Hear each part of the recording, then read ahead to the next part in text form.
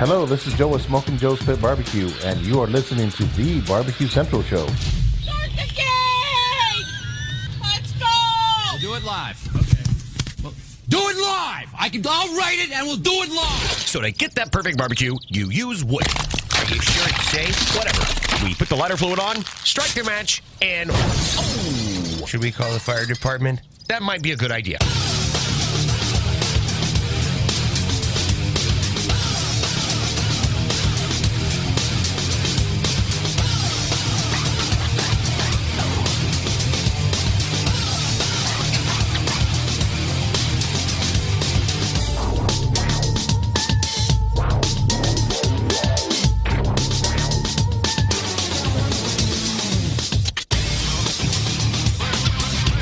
Good evening and welcome to the Really Big Barbecue Central Show.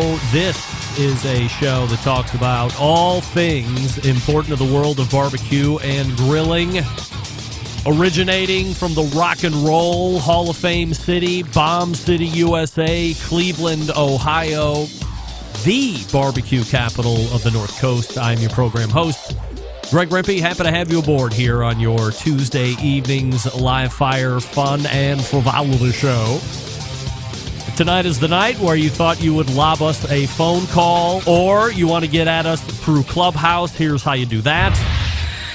You can get in touch with the show by sending an email to greg@bbqcentralshow.com or on the Twitter and Instagrams at BBQ Central Show.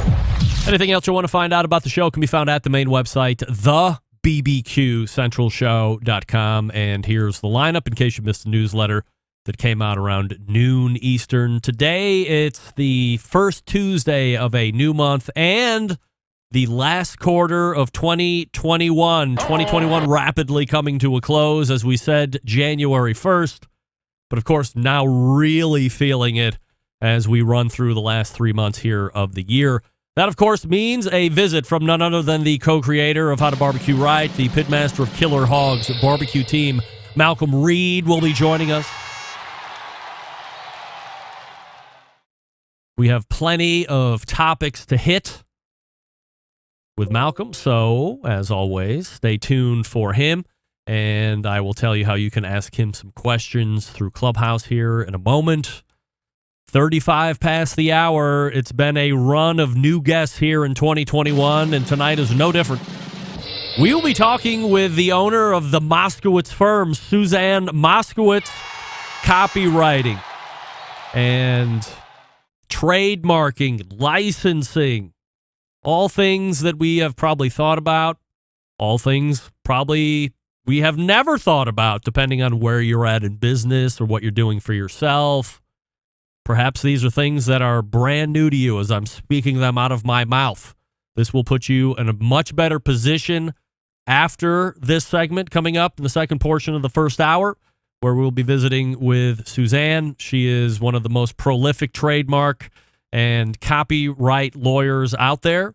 She's helping me and the show, so we will talk about what I'm doing with her and then why you would want to think about protecting yourself with copyright and with trademark stuff, licensing, all business protection, all personal protection, and we'll talk all about it 35 past the hour. Then we'll move to the second hour, and because it is the first Tuesday of a new month, and in the second hour, that, of course, brings a visit from YouTube prolific content maker, Sam the Cooking Guy.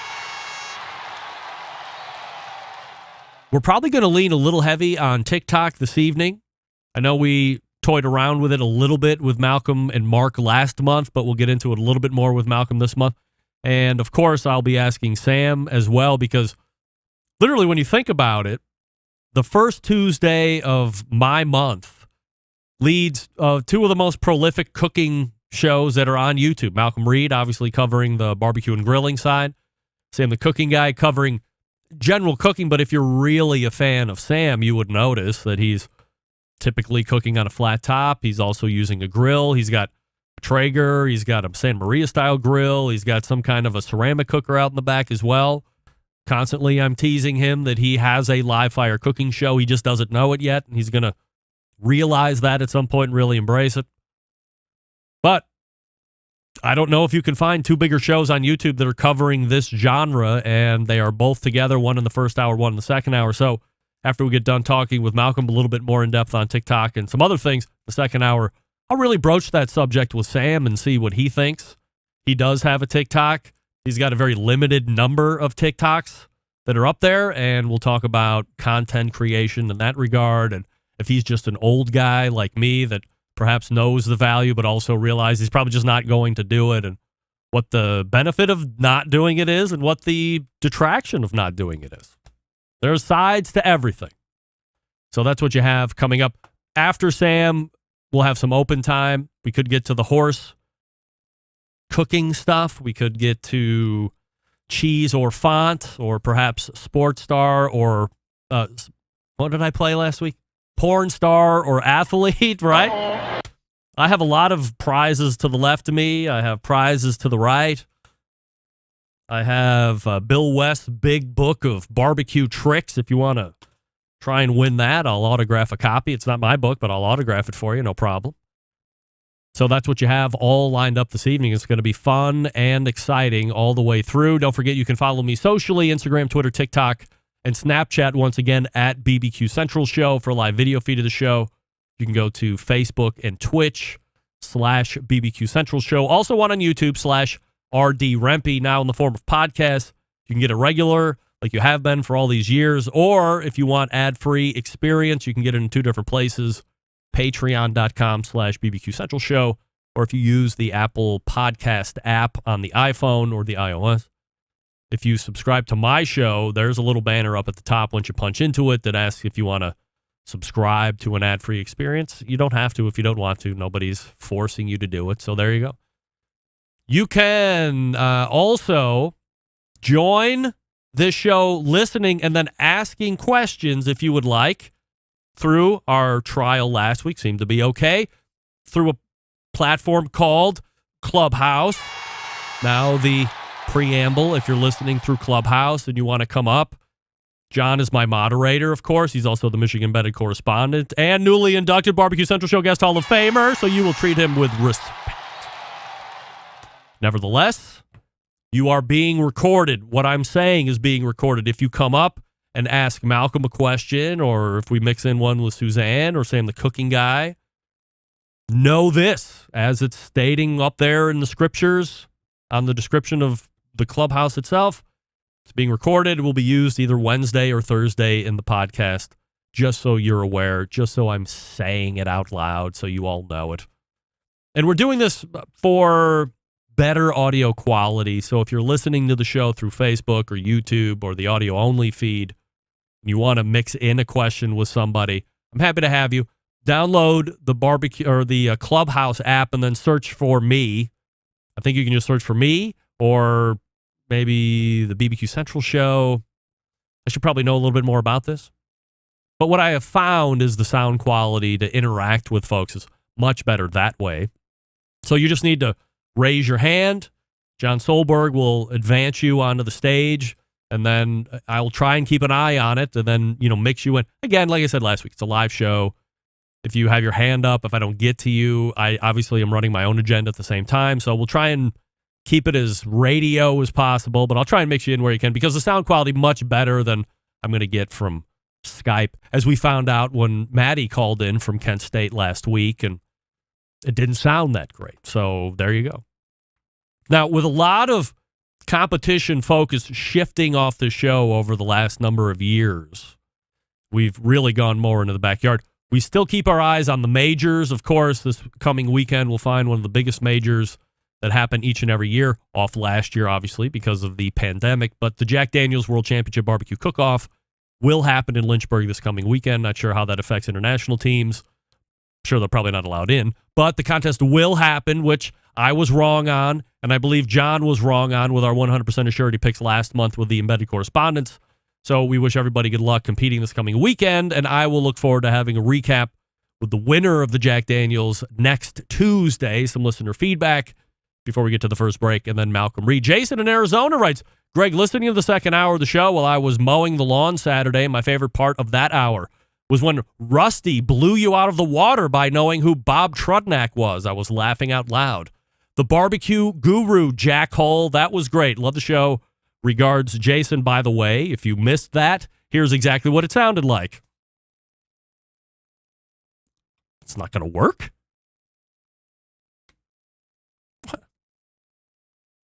What? All right. I'm going to go out on a limb. Rusty, I don't think you've ever heard of Bob Trudneck, correct? Barbecue guru, Jack Hole. Oh, Thank you. All right. Sorry. See, I manned up right there, said, hey, sorry. If you're a fan of the show and you know Rusty and you know what he doesn't know, I don't know if it was that out of line for me to say, hey, Rusty, like call him out right on the carpet and say, I'm going to go out on a limb and say you don't know who Bob Trudneck is. Now, he did happen to know, of course. Readily knew, by the way, embarrassing me. But again, this is the same guy who had no idea who Pat LaFrieda is, America's Butcher. So I felt pretty good in making that assumption. But Rusty was right. Nevertheless, we move on. Let me talk to you quickly about Green Mountain Grills. Some of the best pellet cookers out there on the market today. You have two different lines to choose from, a choice line and a prime line. Choice line for somebody that's a little more frugal with the cash, perhaps doesn't need all the technology that comes on these grills nowadays. You don't need internal meat probes. You don't need Wi-Fi connectivity. You don't need app controllability. You just want a nice, solid cooker you can cook your meat on. You can smoke roast in. Maybe amp up to 450 to do some pellet grilling if you want. That's the choice line. Comes in that Daniel Boone size. Now, you want to ramp it up a little bit. You want two internal meat probes. You want Wi-Fi connectivity. You want to be able to control the grill from an app. Then the Prime is one for you. Plus, a little bit more of a robust build on the chassis. You have peek-in windows on the main cooking chamber, on the pellet hopper. And you have a couple different sizes to choose from. Peak is the biggest one. Ledge is the Daniel Boone size, let's say.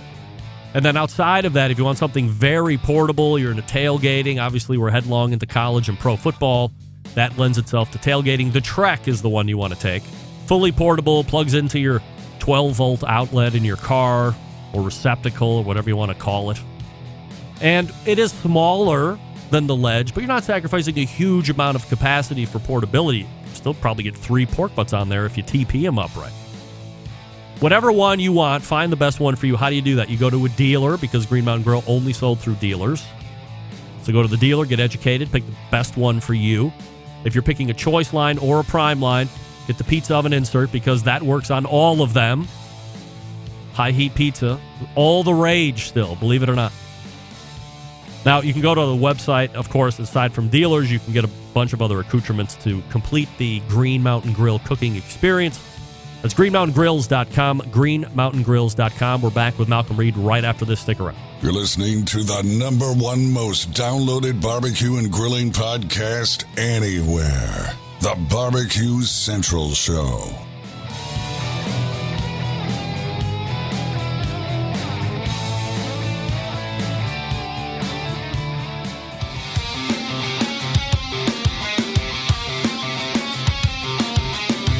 Broadcasting live from the Barbecue Central Show studios in Cleveland, Ohio. You're listening to the Barbecue Central Show. Once again, here's your host, Greg Rempe.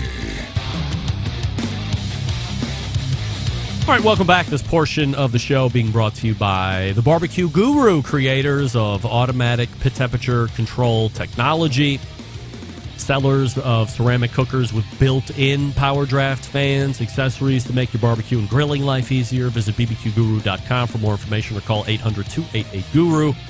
The Barbecue Guru continues to be a breakthrough in barbecue technology. The first Tuesday of a month brings the co-creator of How to Barbecue Right and the pitmaster of Killer Hogs barbecue team, and most importantly, my pal and Barbecue Central Show guest Hall of Famer, Malcom Reed. Hey, Malcom. What's happening, Greg? I am doing fabulously well. Always appreciate the time you're giving to the show here each and every month. Before we get into the live fire talk here, Malcolm, maybe you didn't see me coming at you in this direction, but I'm wondering if my pal from Hernando has recovered fully from the loss your Vikings took at the hands of the mighty Cleveland Browns. How about that? It's been a tough year to be a Vikings fan, man. We've had some bad games, and there's a couple that we should have. I felt like we should have won, and then there's one we got beaten, and it was, the Cleveland ones, man, that was tough. But hey, the Browns are doing good, man. You know, we're looking at it from jaded glasses. Cleveland fan, perhaps more than any fan, has eaten crap burgers for the last 19 years, holding last year aside, of course, and the beginnings of this year. But it's been pretty brutal to be a football fan since they moved to Baltimore, and then we had whatever that next version of the Browns were a year and a half later. So you look at it last Sunday, Baker had quite a terrible game throwing the football. However, Cleveland remains perhaps the best at running the ball in the league between the two backs, Chubb and Hunt. They're very dynamic, and they both have unique running styles that seem to play well off of each other. And then the defense, of course, was incredible, so we squeeze out a win on the road. And look, it's hard to win in the NFL enough at home. Getting a win on the road, whatever it looks like, ugly, sexy, or somewhere in between, is something that you're going to take. So we're happy to get out of Minnesota with a win. And I think it's nice for Kevin Stefanski, too, because obviously he'd been there for 14 years prior. So to go home and grab a win in whatever form or fashion probably makes him feel a little good, too. Yeah, I mean, anytime you hold Cook to the yards that they held him to, man, they shut him down, took him out of the game. You do that to Minnesota, and there goes their game plan. I mean, we're not going to throw for we got a couple decent receivers, but it's just we're more of that running game, and Cleveland showed them, man. They shut it down. Is there a more impressive looking specimen of a hewing than Myles Garrett? I mean, wouldn't every guy love to look like that guy? He's a beast, man. He's a beast. If I was Myles Garrett, I would wear, I think, maybe only a Speedo. And even then, I don't know. Maybe it was just a very short towel, but definitely no shirt, no pant, like ever. It could be 30 degrees below zero, and I would never be wearing any type of clothes on my chest. I mean, that guy's put together like nobody's business.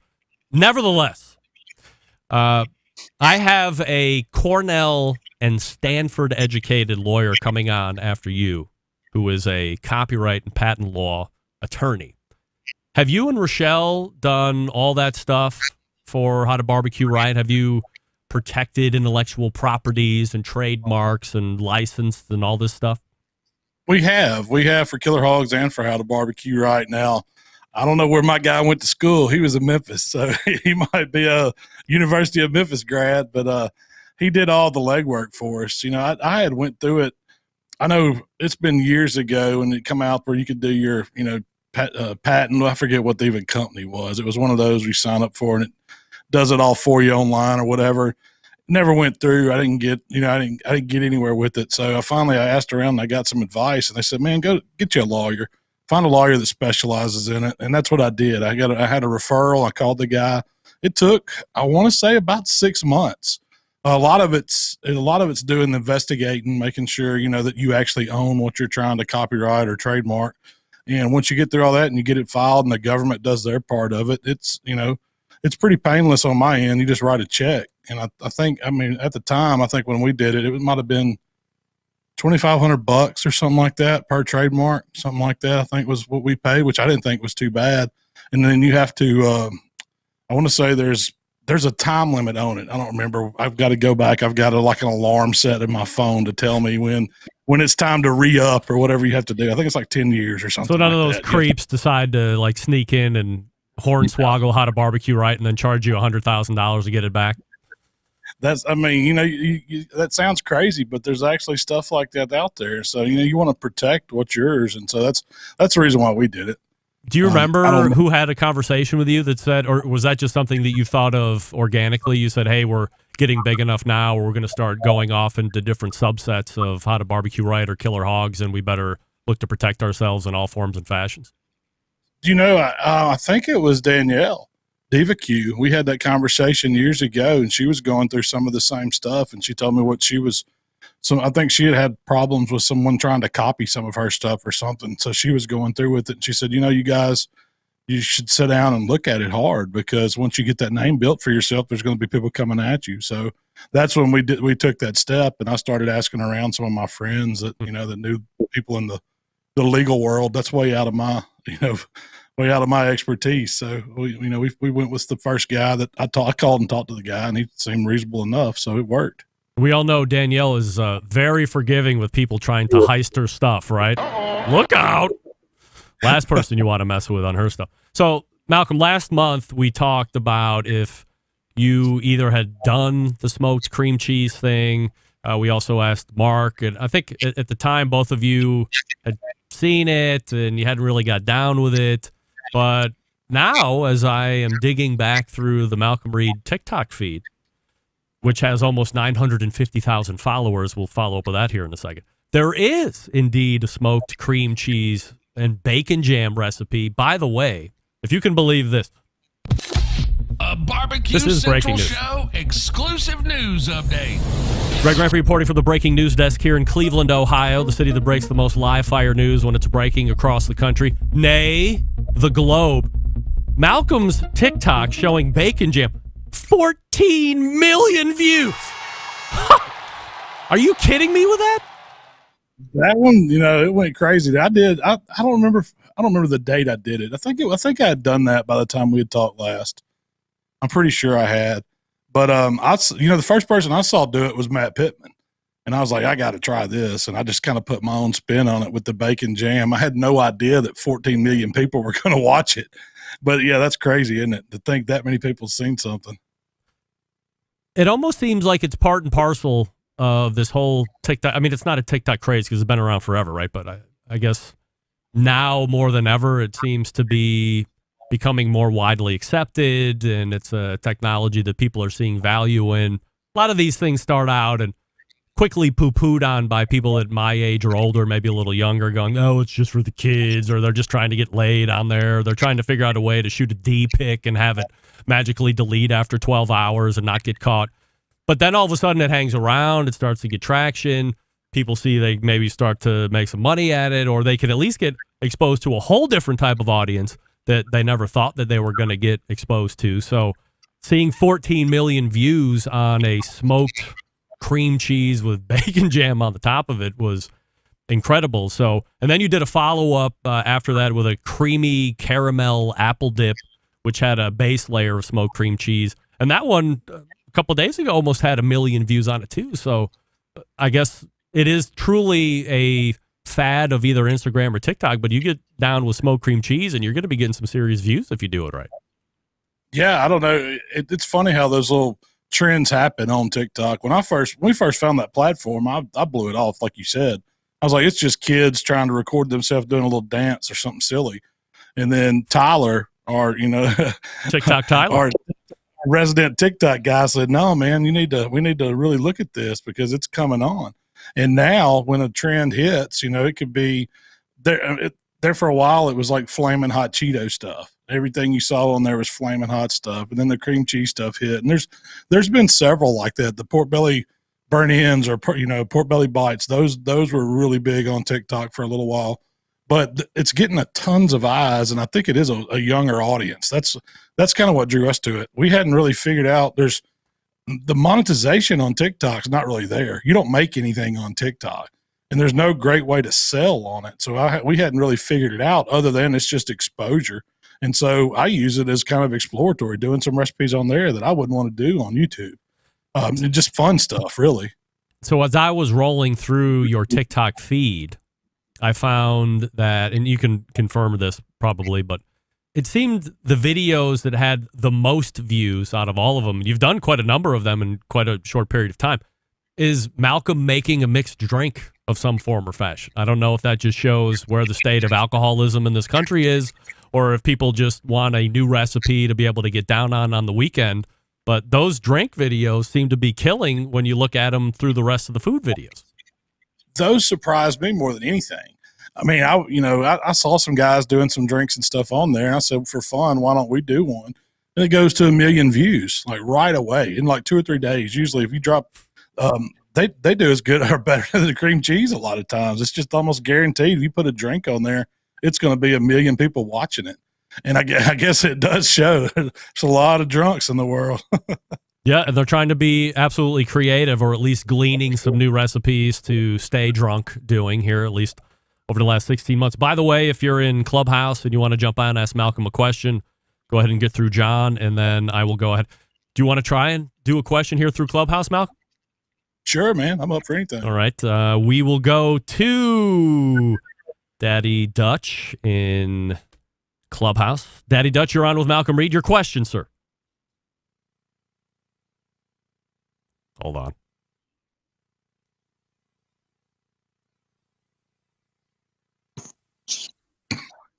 All right, go ahead. Hey, I made it up here. Thanks, John. Thanks, Greg. Malcom, pleasure to hear you again. I'll be honest, I was hoping to run into you at the Royal, but I guess stuff happens. So, what is your biggest take on the cream cheese, the smoked cream cheese? What did you think when you first saw that? All right, good question. Go ahead, Malcom. When I first saw it, I was like, it's cheese on a grill. It can't be bad. And then, I didn't really, as far as putting the rub on it and seasoning it and then smoking it for a couple hours, it doesn't get you don't get a whole lot of smoky flavor on it. But I don't know why I haven't been eating cream cheese this way my whole life. It's so much better to put it, and I can even see it, if you're popping it in the oven or something, being great because it warms it up and it takes it to a whole level. We, cream cheese and like a pepper jelly sauce has been something that we grew up on. It's like every little family function or, party you go to or anything, somebody's always breaking out a block of cream cheese and putting some kind of sweet glaze over the top of it. Well, putting it on the pit, getting a little seasoning on it, letting it warm up, man, when you put the glaze on it then, and then you drag a chip through that or a cracker or something, man, it's dynamite. You really got to try it. It's so easy. I mean, there's nothing to it. There's no skill involved in putting some cream cheese in a smoker, but it's delicious.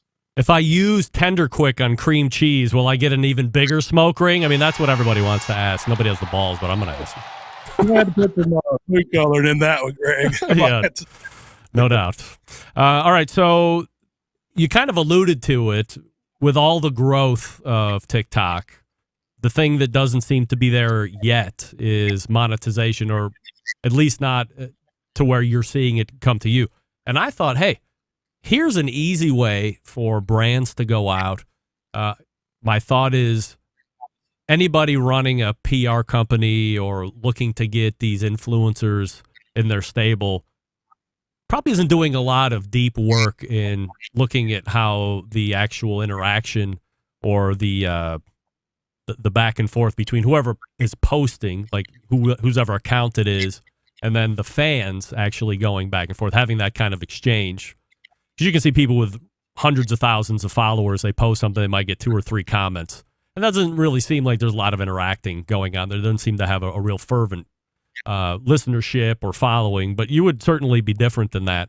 And I was like, man, these guys could go, maybe you have the hot Cheetos or it's Philadelphia trying to take advantage of this cream cheese craze and get right on with Malcom and say, hey, do a minute video, show the Philadelphia thing in 5 shots or, showcase it in the background or something and mention it 5 different times in a minute. And we'll give you $150,000. Like, to me, that's easy to do. You get millions of eyeballs on it. I mean, that has to be where it's going. What do you think about that?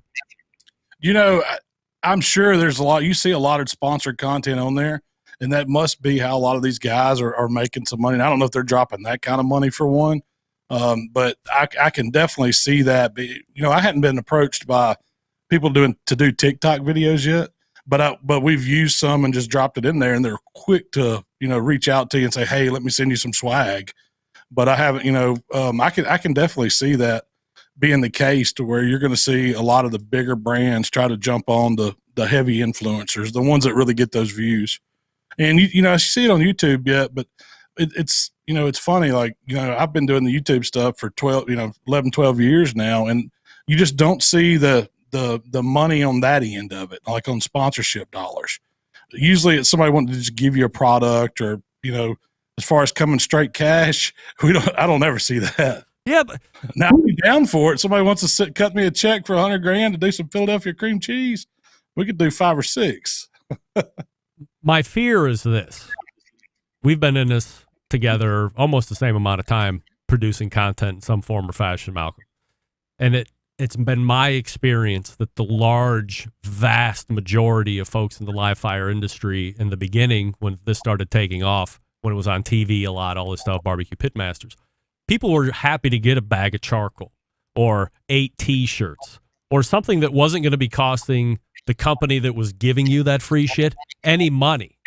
And all of a sudden it became known throughout the industry that, you could get somebody that has a decent following, that has a foothold and has a potential influence over a large quantity of this of the subculture without having to give them any money. And I'm like, no, not this guy. Give me all the free grills you want and also give me the money, because your time is worth money. You're putting together that video. You're going to edit that video. That's time. That should be money. A lot of these transactions should be done with cash. You should be getting only cash. Nobody should be coming to give Malcolm a free T-shirt or a bag of chips or whatever. They should be giving you money because you're a proven commodity in this industry. And I think that in the run-up to being in the popularity arena that we're in now in live fire, people were cheap asses and took free shit because it was free, and they literally priced themselves out of the market in the wrong way. What do you think about that? Oh, I fit the bill. We did the same thing when I first got going. It was just, I remember we had, I think it was Rolaids. 1 year at Memphis in May, they gave us we had 10 cases of Rolaids, and we were supposed to pass them out. And they said, here's a $50 gift card, a Visa gift card. That's all we got. And back then you would take, I think we got some aprons too, or something like that. But that was it. So I like where you're going with that. But it sounds like to me, you need to open up a barbecue agency where you're representing some of the guys doing that, man, and presenting it to some of these companies, because I think you're right. We got the eyeballs. I mean, barbecue's grown so much that there's, it's become its own beast. It's its own cuisine now in the United States and all over the world too.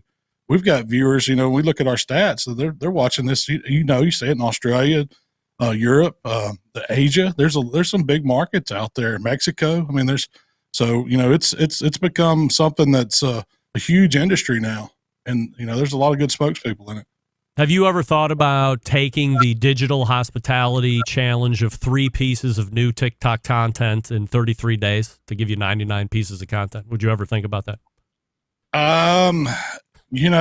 That's interesting. I've never, it sounds like a lot of work, but, I don't know. That's something new to me. I never really thought about it like that. Now, I guess, according to Sean, you can repurpose content that you've already done as part of the 3, but somehow, some way you have to jam up 3 pieces of content every day for 33 days. I told Sean there's no effing way I'm going to do it. I mean, it's so for one person to do it, it's such a hard, it'd be a challenge. For us, we probably come, if you consider like a post, not necessarily a video or something like that, that's, we kind of do that already. We sit down for the week, and we've got on every different social platform, we try to hit, at least one every day. So we wouldn't be adding too many. And so it's definitely something that would be doable, but that's what keeps the engine running too, especially when you're playing all the platforms, when you're covering all, trying to get content on all of them. You poking down to the jack at all? No, man, I'm actually headed up to Indiana. We're going to Outlaw headquarters. He's doing a little rib shootout up there for the guys that's cooking on Outlaws. And there's some heavy hitters there. Is Mark going to be going too? Yeah, Mark's going. Watch out.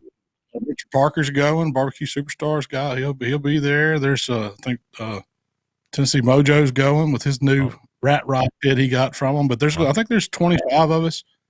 We're tuning up for going up there and see what it's like to cook against those Indiana boys. Yeah. All right. Well, good luck with that coming up then. And you can find Malcolm, of course, over at the YouTube page, How to BBQ Right, the website, howtobbqright.com.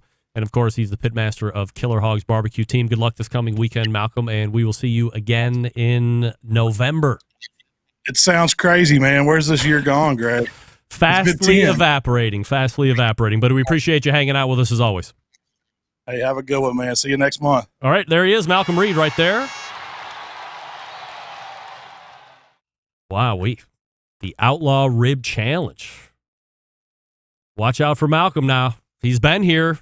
Tuesday, show up on Tuesday. You compete on the weekend, you win. Just ask anybody that's ever done it and then won over that next weekend. It happens all the time. It's the show karma.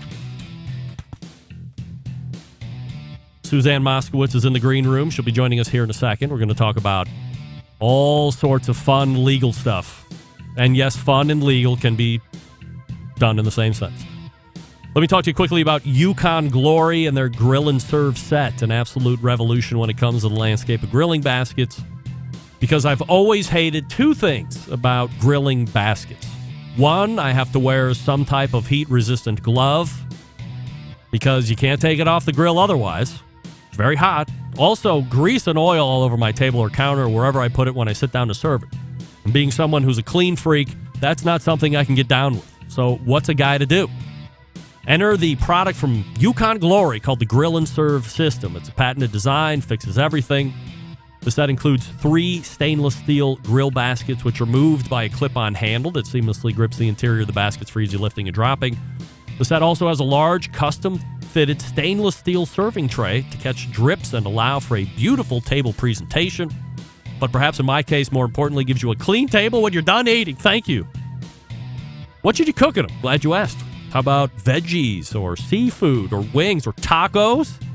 Meats of all types. If you can think of it, you can use it with the grill and serve set. As far as where to buy, Amazon, Walmart, Home Depot, Lowe's, Target. Of course, I recommend UconGlory.com because you can use the promo code 10Central at checkout and save yourself 10% on everything every time you visit. So buy some for yourself first. Revisit again in a couple weeks. Buy some for your parents. Revisit again in a couple weeks. Buy some for your most special work pal. Whatever. Use code 10Central, 10Central, and get 10% off your visit each and every time over at UconGlory.com. You can also follow them on Instagram and Facebook at Yukon Glory. Suzann Moskowitz next. Stick around. We'll be right back.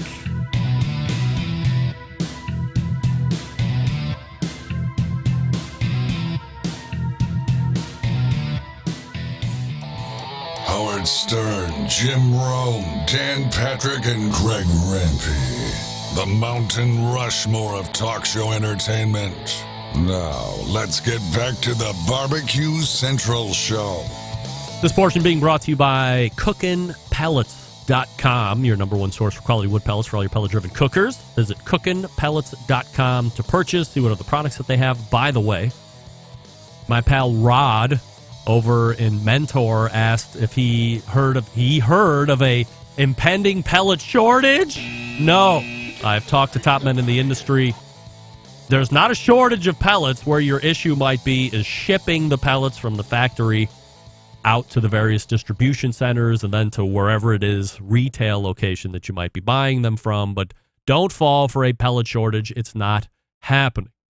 Anyway, my next guest is helping individuals and companies protect what they have worked so hard to create through the use of things like trademarks and copyrights and licensing and a few other services. If you have thought about starting business, creating a brand, perhaps you already have done something and now you're thinking about trademark or copyright. But how does one go about it and why is it important to do it? Let's go ahead and race to the hotline and welcome in first timer to the show, the owner of the Moskowitz Firm, Suzann Moskowitz. Hey, Suzann. Hello there, Greg. How are you? I'm great. So nice to be on the show. So are we happy with Malcom Reed protecting himself? And I thought $2,500 seems like he was. Was he taken to the woodshed on $2,500? You know, I run a small, lean firm. So, who knows? There could have been some obstacles that he hit. There's no one size fits all trademark. So we'll talk about his process, but he's got a good trademark. He's protected it. He's docketed the renewal. So he's doing the right stuff. And he's got how many 14 million views, man, of one TikTok. So he's got to be doing something right. No doubt about it. So Suzann Moskowitz joining us here on the show. Before we get into all the stuff about trademarks and so on, can you give us a quick background about you academically and professionally, and then we can build in from there? You're so kind. I went to some schools. How dare you? Why would you brush over Cornell and Stanford? I mean, these are legitimate academic schools. Yes. Come on. Well, thank you so much. But I started at Cornell. I was kind of on this path, like consumer protection. That was what I was going to do. I was against scams, and probably something like a, prize in a cereal box didn't seem like what it was supposed to be. So I was going to fight that. And then I learned I had to be a lawyer. So somehow I weaseled my way into Stanford Law School, got to learn a lot of cool stuff about technology law, but I still really was very drawn to the issues about brands. But somehow I ended up on the side of, I still protect consumers, because that's what trademarks really are. The root was really aspirin and making sure that you don't have fake aspirin that's going to kill people. And that's really, trademark law is really to protect people, that your barbecue sauce isn't going to kill someone, essentially, that it's the right brand that it's associated with. So I was so lucky to work for some great firms, learn a lot. And then about 11 years ago, I kind of followed the path of a lot of my clients who were pretty entrepreneurial. And I said, oh, I kind of want to have my own business too. And I've been doing that basically on my own with a few great helpers since 2010.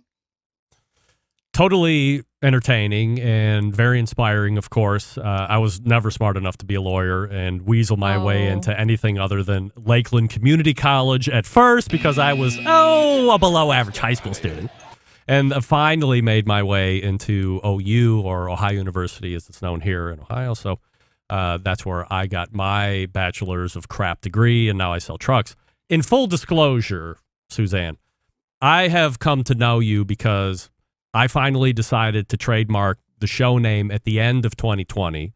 And one of my other lawyer pals here in the Cleveland area gave me your contact info and said, this is the person you have to go to. So we filed for trademark on the show and the logo, or the name of the show. We'll get into the process here in a bit. And I guess we're just waiting on final paperwork at this point to be delivered.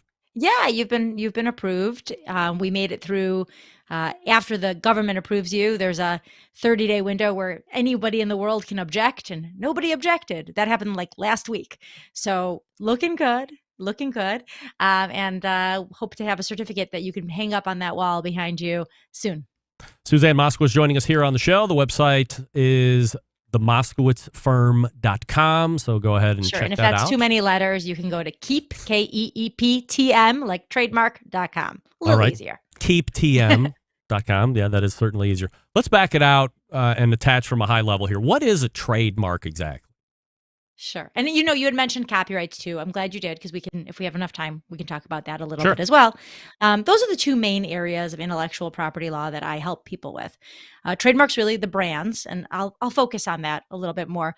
But the copyright is content. So things like photos, texts of a book, software code, painting, all that stuff too. Okay. But when we're talking about trademark, we're talking about things like a brand.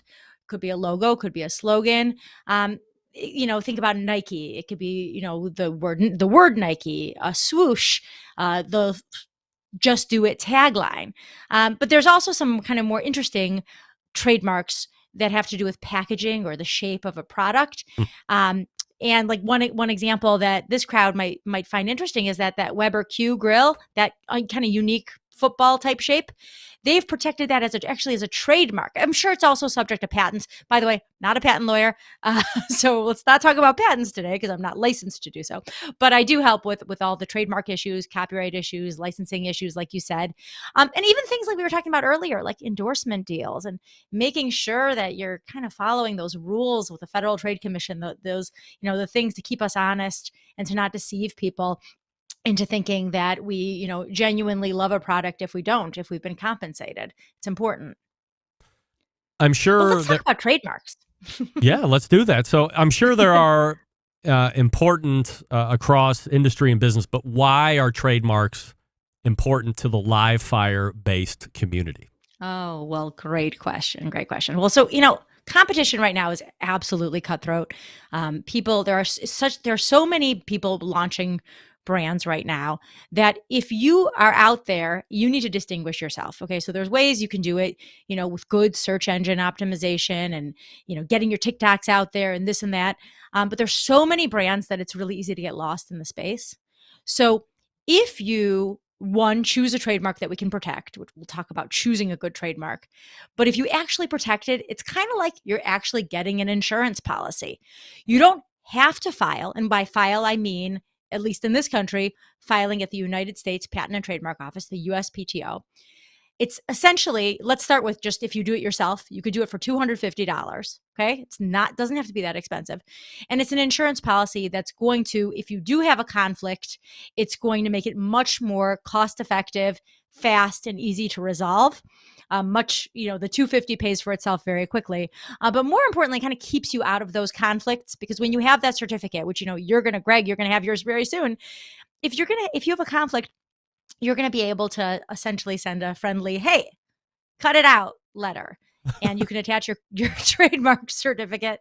And there's a good chance you're going to be able to resolve things without having to go to court. And then if you do have to go to court, having that certificate can also help you win and get your attorney's fees paid and not have to spend as much in court. So having it is also pretty important if you are considering taking on investors who are looking at, the value of your company. It's not just kind of what you've got in inventory, but it's these kind of intangible assets are really important. You had briefly mentioned good trademarks. So in your experience, do you find that there are things that make good trademarks and others that make bad trademarks? And what are they? Absolutely. So, there's kind of two buckets of what's a good trademark. And one is, can you get it? Did someone else have a similar brand and register it or use it first? Again, I don't want to get too academic here. I also should not forget to give you my, CYA, which is that I'm an attorney, but I'm not your attorney, and this is not legal advice. Entertainment purposes only, everybody. Thank you. But I'd be, of course, happy to talk to anyone. Feel free to reach out directly to me through my website, Keep TM. So back to what makes a good trademark, because it's so important. You don't want to step on someone else's toes. And that doesn't just mean not filing something that's identical. The standard is, would a reasonable consumer think that your brand is possibly affiliated with that other brand? And the reasonable consumer can be a dude picking up beers, walking through the sauces and spices aisle and accidentally picking up the wrong thing because the label looked similar. So that's the kind of the first threshold that I try to get people through is like, is this going to step on someone else's toes?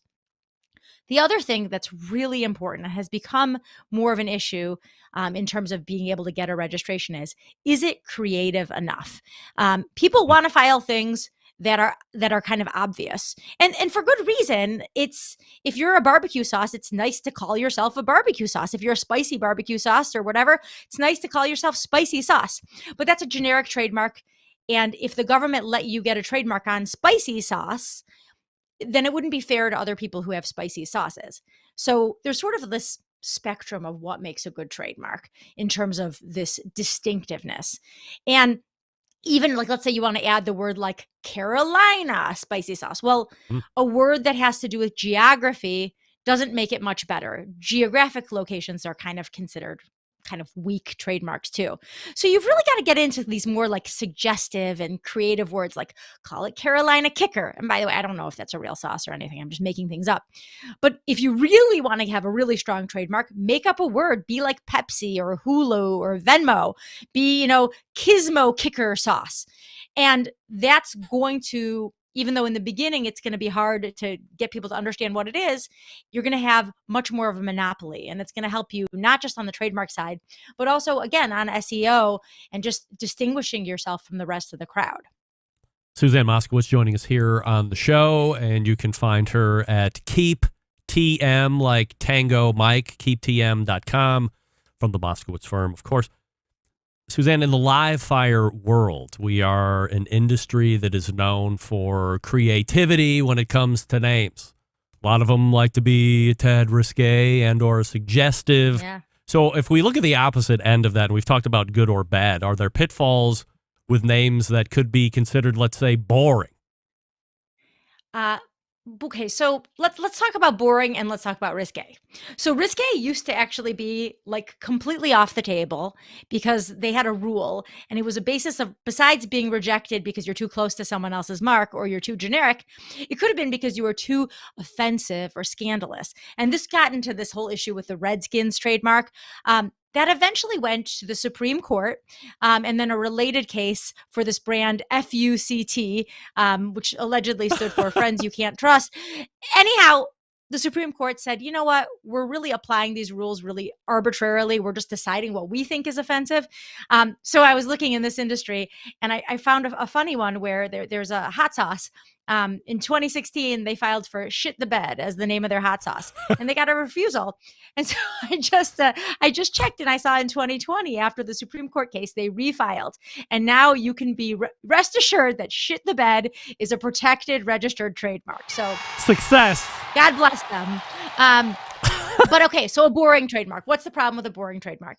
Nothing really, except for if it's really generic, if you're just using the common words, like you're not going to be able to get a registration. It can get a little academic, but there's some kind of lower class registrations called the supplemental register. It's just not as good. It's just not as valuable, right? But really, I'm a business person, and I want people to have successful businesses where they don't get lost in the crowd in search engines too. So let's talk about the process. People. As we are winding down here, let's go ahead and take me through the process. I had mentioned at the beginning of the segment. I don't know why I decided until 2020 that was going to be the year I was going to decide to protect myself, but I did. That 2020 is when I finally got a Facebook presence for my firm. I just thought like, law firms should just be on LinkedIn, and so yay, better late than never. Right? So what's the process? What have I gone through? Yeah. Hey, we start with a search. We want to make sure that we're not just throwing away money. I mean, the government will take your money. Lawyers will take your money. Start with a search. No search is ever going to be guaranteed, but you don't have to spend a ton of money to see what else is out there. Sometimes, even if it's not like a yes or no on the trademark, you're just seeing who your competitors are. You're just seeing what people are filing for. It's kind of interesting. People always are like, oh, I didn't know that. That's interesting. So we do the search. And then if the search is like, yes, good prognosis, then we file. The process used to take, you get a trademark in under 9 months. They've been slammed. They raised prices last year, and everybody filed at the end of the year. You, Greg, got lucky. We filed before that huge rush, and because of it, you got examined. I've got people who filed like a couple weeks after you, still waiting 6-7 months for the first examination. So we file, we go through everything. Sometimes you file before you actually have a product out there, or in your case, we filed for this podcast and related entertainment and educational services, class 41. But in the product world, especially, strongly recommend filing before you launch. A little bit of a chicken egg problem. It costs a little bit more, a couple $100 more, but that way you hold your place in line. And then when you get the approval, all you need to do is prove that you're really selling it over state lines, because that's a federal trademark. And then you get your certificate. It's beautiful. And then you don't have to do anything until about 5 years. You have to do a little check-in. And then every 10 years, there's a renewal. But, you can do this yourself. You don't have to have a lawyer. But, like Malcom pointed out, he tried to do it himself, and it didn't go great the first time. There are a lot of these like websites that purport to help you. I was going to say, if you're going to do it yourself, just go to the trademark office. Don't go to one of these third-party websites. But yeah, lots of people like me are able to help. But there's lots of great people in every state. And like you said, it's different for you, right? Because you're just kind of a lean, mean operation. But just ballpark cost-wise for people to get their head around, what are we looking at? From something that might be a little more complicated to just regular. This may look like attorney advertising, but this isn't intended as attorney advertising, but just information. I've got a package where, you could do it all for about $1,000. But I've got clients who come to me. I work with nonprofits. I work with, struggling artists. I find, especially if you're willing to take a little more of a gamble on the search, we can do things smaller.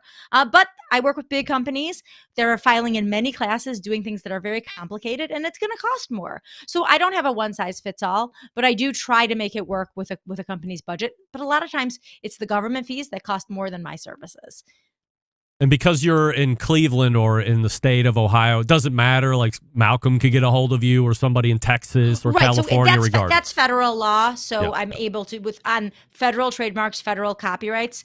If you said to me that you wanted to file a state trademark in Colorado because you're in the cannabis business or something, you want to hire a lawyer in that state. So yes, you want to make sure before you hire someone that they're qualified in the state. If you have state-related issues. But for federal only, it's kind of a nice thing about my practice is I get to, it's been a little while since I've traveled as much as I used to, but I get to travel to see my clients kind of all over the country. And it's just a fun practice to be in.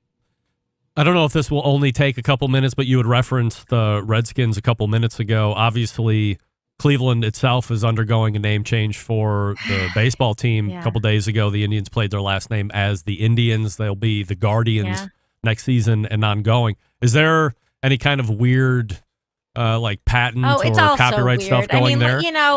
It's also weird. They were really between a rock and a million hard places because there were so many speculators out there who grabbed names.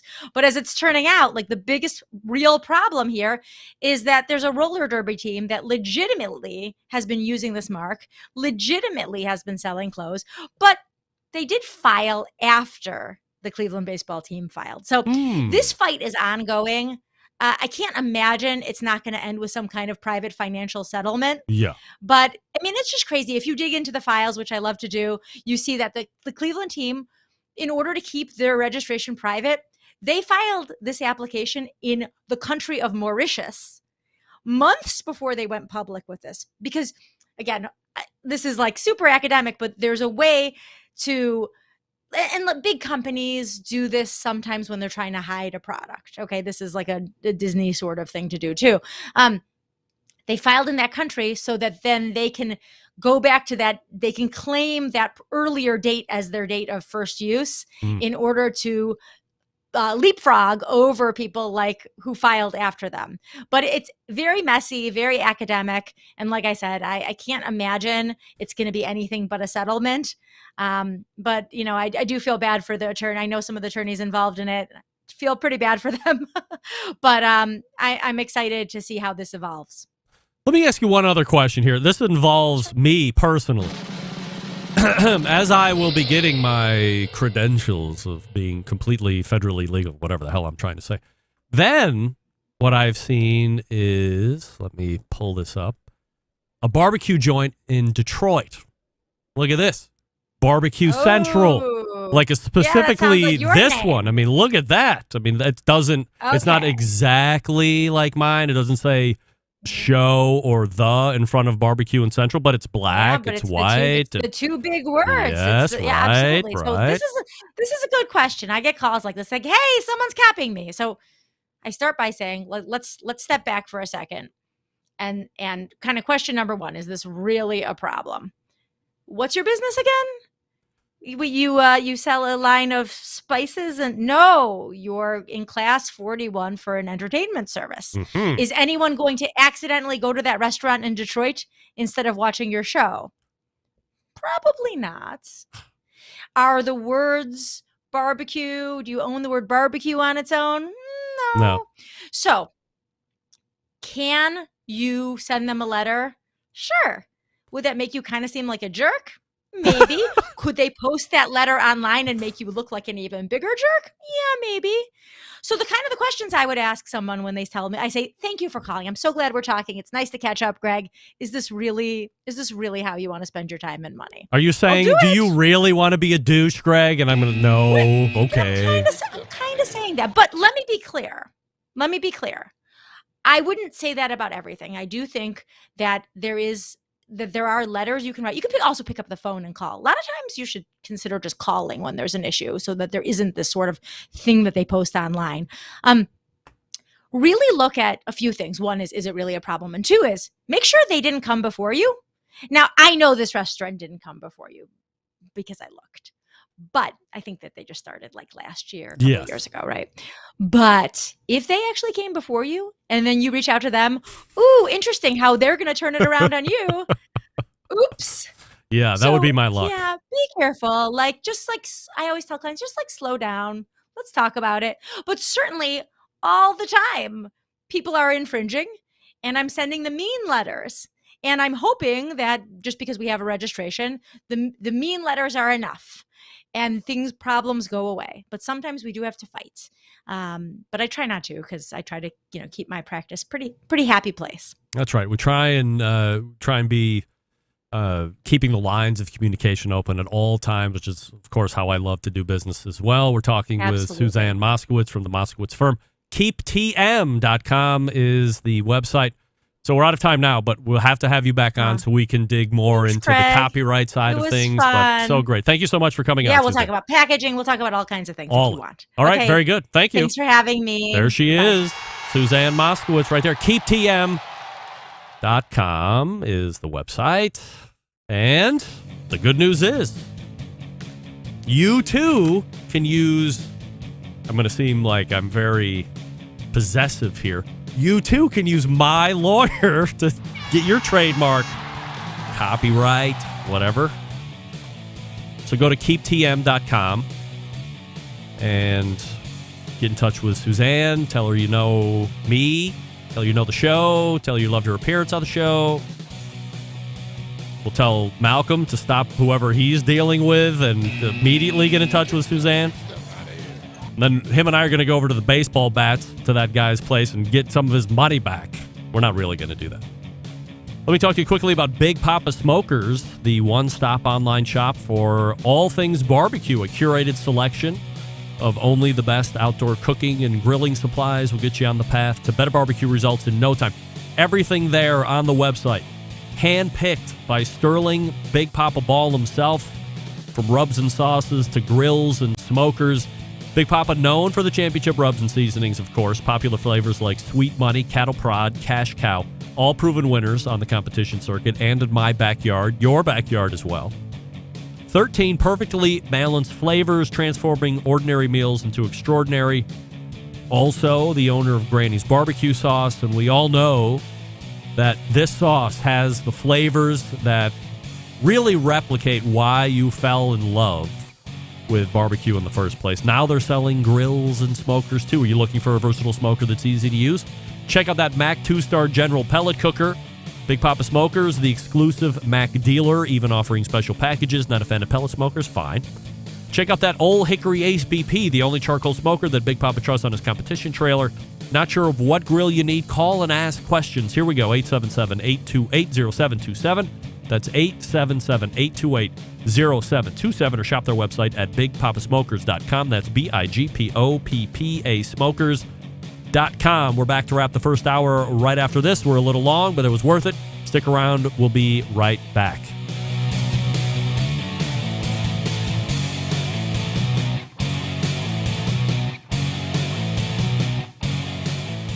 Continuing to produce incredibly mediocre content in an exceptionally professional way. You're listening and watching the Barbecue Central Show.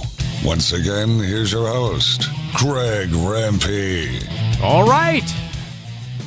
Welcome back. This portion of the show is being brought to you by Fireboard 2 Pro, Fireboard 2 Drive, and Fireboard 2. Monitor up to 6 different temperatures simultaneously. Connect to Wi-Fi for cloud-based monitoring. Connect via Bluetooth if you want. If you have Alexa or the Google Assistant, you're in luck because Fireboard fully integrated with both. Whoa. Fireboard.com is the website. Call 816-945-2232 to also order or ask questions. And by the way, if you missed my post on the Facebooks, Fireboard 2 Pro is back and available. It's in stock. The inventory has been refreshed. So if you need something that will take you up into that 1200 degree range for the thermometer portion of it, pizza oven, hot-ass grill, whatever, Fireboard 2 Pro is the one you want, and they're available. I think it was $300. Tell them we sent you, for crying out loud. We thank Suzann Moskowitz from the Moskowitz Firm, KeepTM, KEEPTM.com is her website. Hit her up, get protected, and tell her I sent you. Everything will be great. And we can all be represented by the same person. That would be great. The question is this: are you protected? Do you have a sauce? Do you have a rub? Have you been doing your due diligence, or in American, due diligence, to protect yourself? You better be. If not, hopefully we've encouraged you to do that. All right, we're pointing to the second hour. There'll be a abridged open to the second, and then Sam the Cooking Guy after that. You're listening and watching the Barbecue Central Show. Stick around. We'll be right back.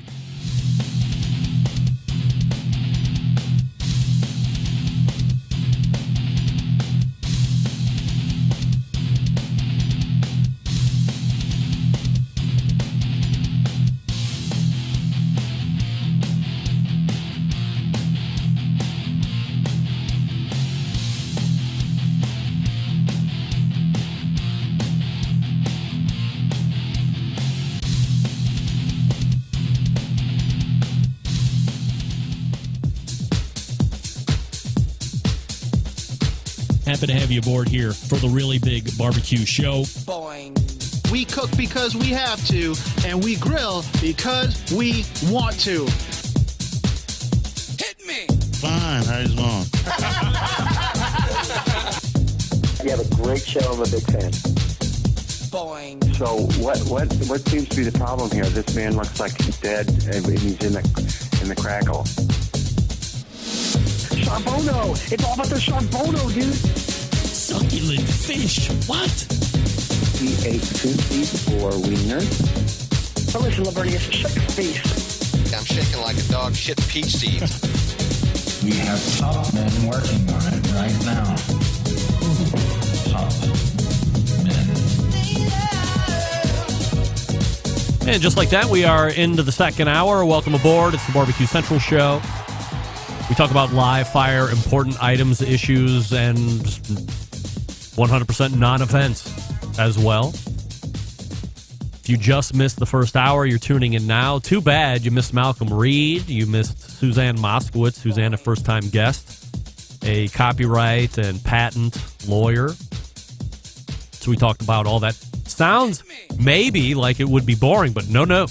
She's quite the personality, has a lot of great information, shared it in the right way. So hopefully we've inspired some of you folks that are also maybe in the decision-making process on if that's a leap you want to take. You do. You want to do.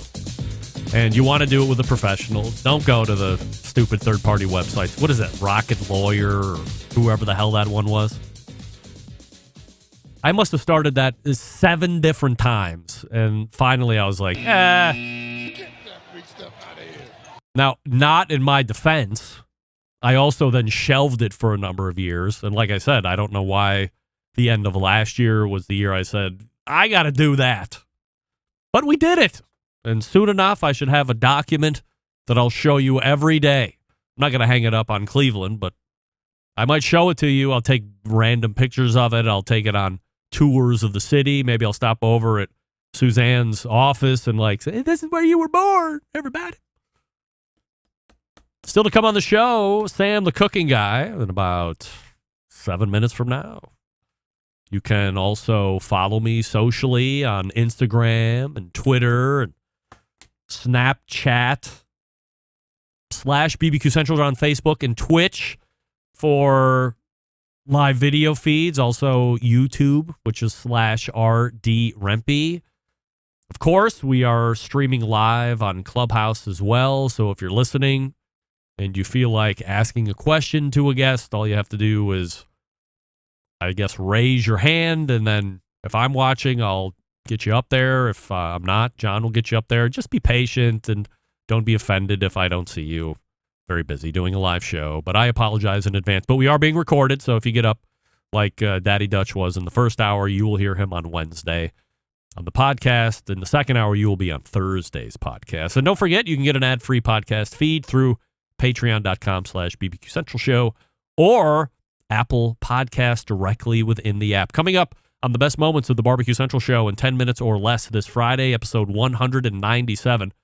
Bringing you back to August 13th of 2013, David Marks from Wilbur's Revenge Barbecue Team, owner of, I think it was 5 or maybe 7 different semi-famous Dave barbecue stores, and the chief media officer of Operation Barbecue Relief. That was the first time he appeared on the show back in 2013. So if you aren't familiar with David or what his background is, this is a great segment for you to check out. He's also been on the show a few other times since then to talk about Operation Barbecue Relief stuff as they were being deployed out to various natural disaster areas to feed first responders and those in need of food. And you know Operation Barbecue Relief, right? You go to the website, make monetary donations, or you can donate your time to help out, cook, whatever. But help them out financially, of course. And they're going out to all the natural disasters that occur here through the course of the year and feeding those that need it the most. And it's very noble, and it's great what they do. And I have seen the tax returns, by the way, of Operation Barbecue Relief. And I mean this with peace and love. Peace and love. Peace and love. They are financially fit in the best ways possible. So they have a good sheet. You can always use more money when you're in this kind of an organization. They're running it right. Very impressive in the right way and the best ways possible. So make sure you subscribe to the podcast feed and make sure you get the Best Moments show every Friday. And you can ask John to make you up one if you want. Send him a guest that you really liked or a segment that you really liked. And he will get it up there for you. And hopefully he meets your expectation. Now, many of you have emailed me over the course of the past week asking about my take on the KCBS steak cooking contests that are supposed to be rolling out here sooner than later. I will reiterate, as I had mentioned last week, we will do this whole recap, feelings, deep dive, review, whatever you want to call it, on the next Embedded Correspondent segment, which will be in 3 weeks. And really, I'm more interested in hearing from you, for those that emailed me asking for my opinion, because I do have an opinion on it. But nobody shared in those emails saying, what do you think? Well, what do you think? Give me your opinion. Give me your take.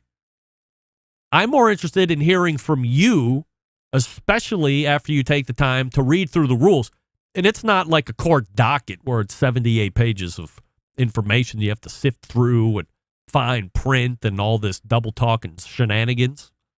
It's pretty straightforward. So I would be more entertained by hearing from what your take is after you read the rules. And I can tell you this right now. Meathead is really interested in rule number 6. Believe you me. We will hit on that next week when he is in for his traditional first hour. Although next week next week for his segment it will be abridged. I was going to have Robert Moss on at 9:35 tonight, and I forgot, believe it or not, that I had Suzann already scheduled. I forgot to put it in my calendar. So I moved Robert back a week. Now, he actually said that the move worked better for him in that regard, which is great. So we will have Robert Moss on next week. But we will get a recap of what his acceptance speech from the Barbecue Hall of Fame induction ceremony was vis-a-vis Clint Cantwell, as we know, number 1. Then we can take a look at the rack of ribs, that is the trophy. You call it a trophy? The bust of ribs that you get for making it into the Barbecue Hall of Fame, which I believe Rod Gray said was a model of a rack of ribs that he had turned in at some point. And then we will really dig into rule number 6, which is why I will now refer to Meathead. Not Meathead anymore. No. From now on, Meathead will be referred to as, quote unquote, number 6 going forward. By the way, a programming note, on October 14th, so a week from Thursday, I will be making yet another appearance on the Jimmy Malone radio show, which is down in the Cleveland/Akron area, or covering the Cleveland/Akron area. It's on 1350 The Gambler on your AM dial if you're local here, or 1350thegambler.iheart.com if you want to hear it anywhere else outside of the Cleveland-Akron area, maybe northern Canton too. I don't know what kind of a blowtorch that signal has, but it's at least getting into the Cleveland and Akron area, so why not? If you want to hear me be interviewed, then just go ahead and do that. All right, let's go to Clubhouse real quick and take a word from Brian. Brian, go ahead. I just wanted to say great show so far, and learned quite a bit from the keeptm.com. Do you need to protect yourself, Brian? Yes or no? Be honest. No, I don't think, not right now. I'm not going to be looking into it anytime soon, but who knows, maybe one day down the road, and I'm sure there's probably some different laws and stuff up here in Canada, but there was some great information. It was great to hear it and listen. Brian, thank you for weighing in. Absolutely. And if you have a question for Sam the Cooking Guy coming up a little later, I will continue to monitor this Clubhouse, which I'm sure he is going to bash me for. All right, let's go ahead and do this. Read real quick. Sam is in the green room, ready to go. I will talk to you about Yoder smokers. First of all, I hear your emails. Is that right? I read your emails requesting Yoder to come on the show. Rest assured, I am doing my part, reaching out, saying, hey, let's make this happen. They're very busy. I will afford them time cushion until the time avails itself where they can come on the show and do a proper segment. In the meantime, they're building products right here in the States. Pride through craftsmanship, world-class customer service. That's the backbone of the company. We know this. The approach translates into what can be a truly bespoke style product that elevates gatherings with family and friends. They're honored to have a trusted place in the backyards of America. From pellet grills to wood-fired offset pits and charcoal grills, consistent blue ribbon flavor has become synonymous with the Yoder Smoker name. Make no mistake, Yoder Smoker's flavor-driven design is unique to each style of pit, and the team has developed the cookers to perform time and time again while outlasting the competition for generations to come. Not years, generations. It's this generational thought that's rooted in the handmade products and define the integrity of the core values. American-made quality and endless flavor, the benchmarks of Yoder Smokers. Where do you get them? Dealers, yes. Go to the website, yodersmokers.com, and grab yours today. Grab a pellet cooker, grab an offset, and grab a fire pit. Get the trifecta. Tell them the Barbecue Central show sent you. I'm sure they'll save you money on top of that. Here's what I know. Sam the Cooking Guy is in the green room, and he's ready to talk lamb. He's ready to talk TikTok. He's ready to kick me in the balls about Clubhouse. Shenanigans and tomfoolery are afoot. Stand by. We'll be right back. You're listening to the #1 most downloaded barbecue and grilling podcast anywhere. The Barbecue Central Show.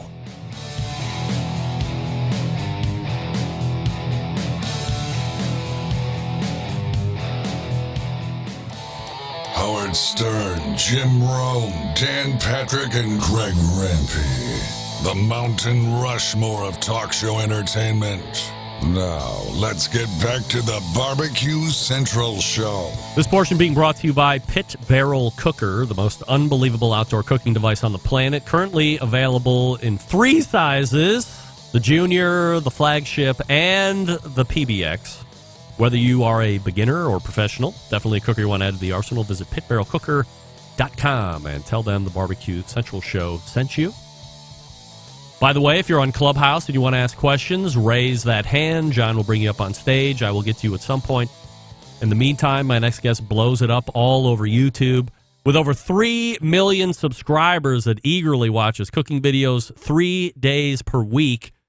And that's about all I can say at this point. As we race to the hotline and welcome back Barbecue Central Show guest, Hall of Famer, and friend, Sam the Cooking Guy. Hey, Sam. What's up, buddy? How are you? I didn't think that this would be where we would start tonight. But if folks are new to the show and they are also YouTube savvy, they see that the first Tuesday of each month is decorated with two of the biggest YouTube personalities in the food space. Malcom Reed is in the live fire section. Of course, you're in the general cooking section, although I do maintain that you have a live fire cooking show. But nevertheless, technology and the way to connect with people is always evolving, and TikTok is really growing. Malcom has almost 1 million followers in just a handful of months after 12 years of taking it to get to him to broach the 1 million YouTube subscriber mark. And he's attacking it, so we'll give him that. You also have a TikTok, 216,000 followers or whatever it is. So I'm looking to get... You're very much up on your numbers. I try and be as prepared as possible. You are always prepared. I'm looking to get your take on if there is... Why I don't have 1 million like Malcom? No. But is there you want to know how much I make? Is there a real strategy on growing TikTok at this point? Look, I guess... I mean, when does it end? How many... We were watching the news tonight, and, you know, of course, they did a thing about the Facebook, Instagram meltdown yesterday. And Kelly said, how do we get out of this? And I go, get out of what? She goes, this whole, like, social media vortex, it's just there. I go, we're not getting out of it. It is not going away. It's like people that want to get rid of assault rifles. If that's the right term, the things that fire a jillion bullets at a time.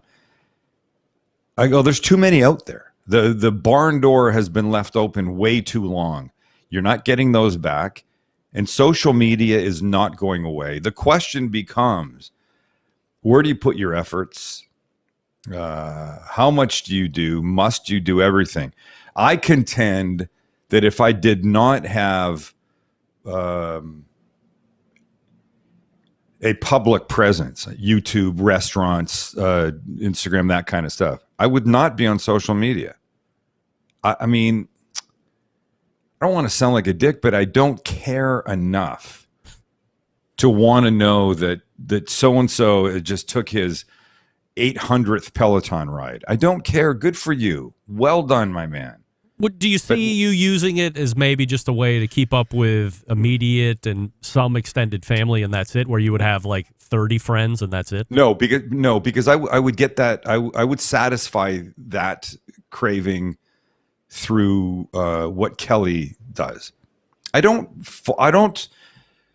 mean, we're on Facebook. We upload to Facebook. We put things there. But I don't go look up, Neil Cantor from Sir William Osler Elementary in Vancouver and see how he looks, what his life is like. Is my life better than his, or is his life better than me? Oh my God. Look at what he's got. Look at the cars. Look at that. I don't do that. And I don't know if I would.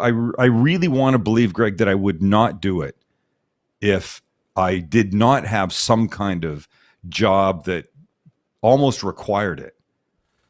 So I don't want to get away from what we were talking about. No, I'm not going to get away. I'm going to circle back just for a second. So now we're on YouTube, and we're on Facebook, and I'm on Instagram, and every so often I go and I look at Twitter. But now there's now TikTok, which is a super short form of what we do. We can cut our stuff down. You and our friend Sean have been espousing the virtue of Clubhouse, which, by the way, I'm not surprised your daughters didn't know about it, because, as I said to you in a text this morning or yesterday, if the kids aren't using it, how fantastic can this thing be?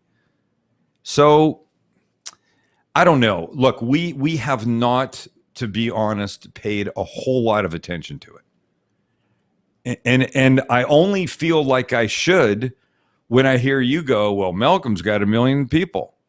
Yeah, but that's you being competitive, or are you thinking you might be missing out? No, that's me. It's like FOMO, I guess, fear of missing out, perhaps. Must I? Do we need to be there?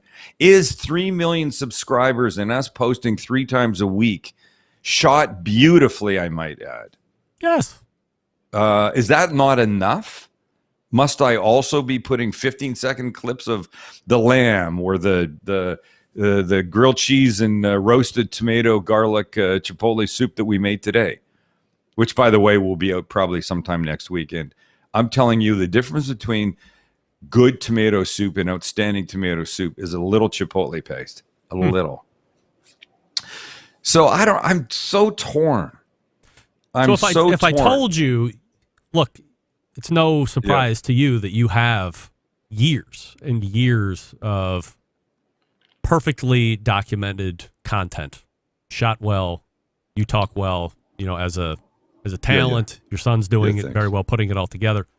So you could go back into a 15-minute video and pull out, a minute of good stuff. Have somebody cut it down. He does it, upload it. You do it, once a day or 3 times a week or whatever the case. I mean, Sean wants people to do it 3 times a day for 33 days, so you have 99 Sean's pieces a maniac. of content. Sean's a maniac. So I think Sean, if given a choice, Sean would get rid of his restaurant and only interview people on social media. I don't think Sean's willing to cut his whole nose off despite his face. I think he knows where the bread's buttered, but I think one nostril, half he a also nose. wants to make sure that people are aware of developing technologies, ways to engage, whatever. I understand. Yeah.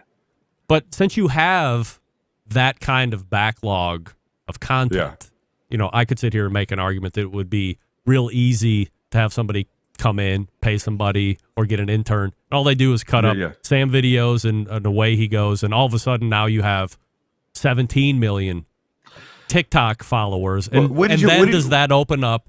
I guess the driver here for me is because you have that backlog and because what I'm assuming is a younger crowd featuring TikTok at this point, you have a pretty good avenue of getting in front of a whole lot of other people that probably aren't searching Sam the Cooking Guy out. Now, I will say, because I love to live in contradiction, there have been plenty of college-age kids and high school kids that come into my house with, friends of my daughters. I'm not a weirdo. Yes. And I go, hey, I'm totally off-the-wall random. I say, hey, kid, you watch YouTube? Yes. Do you know Sam the Cooking Guy? Yeah, I watch him all the time.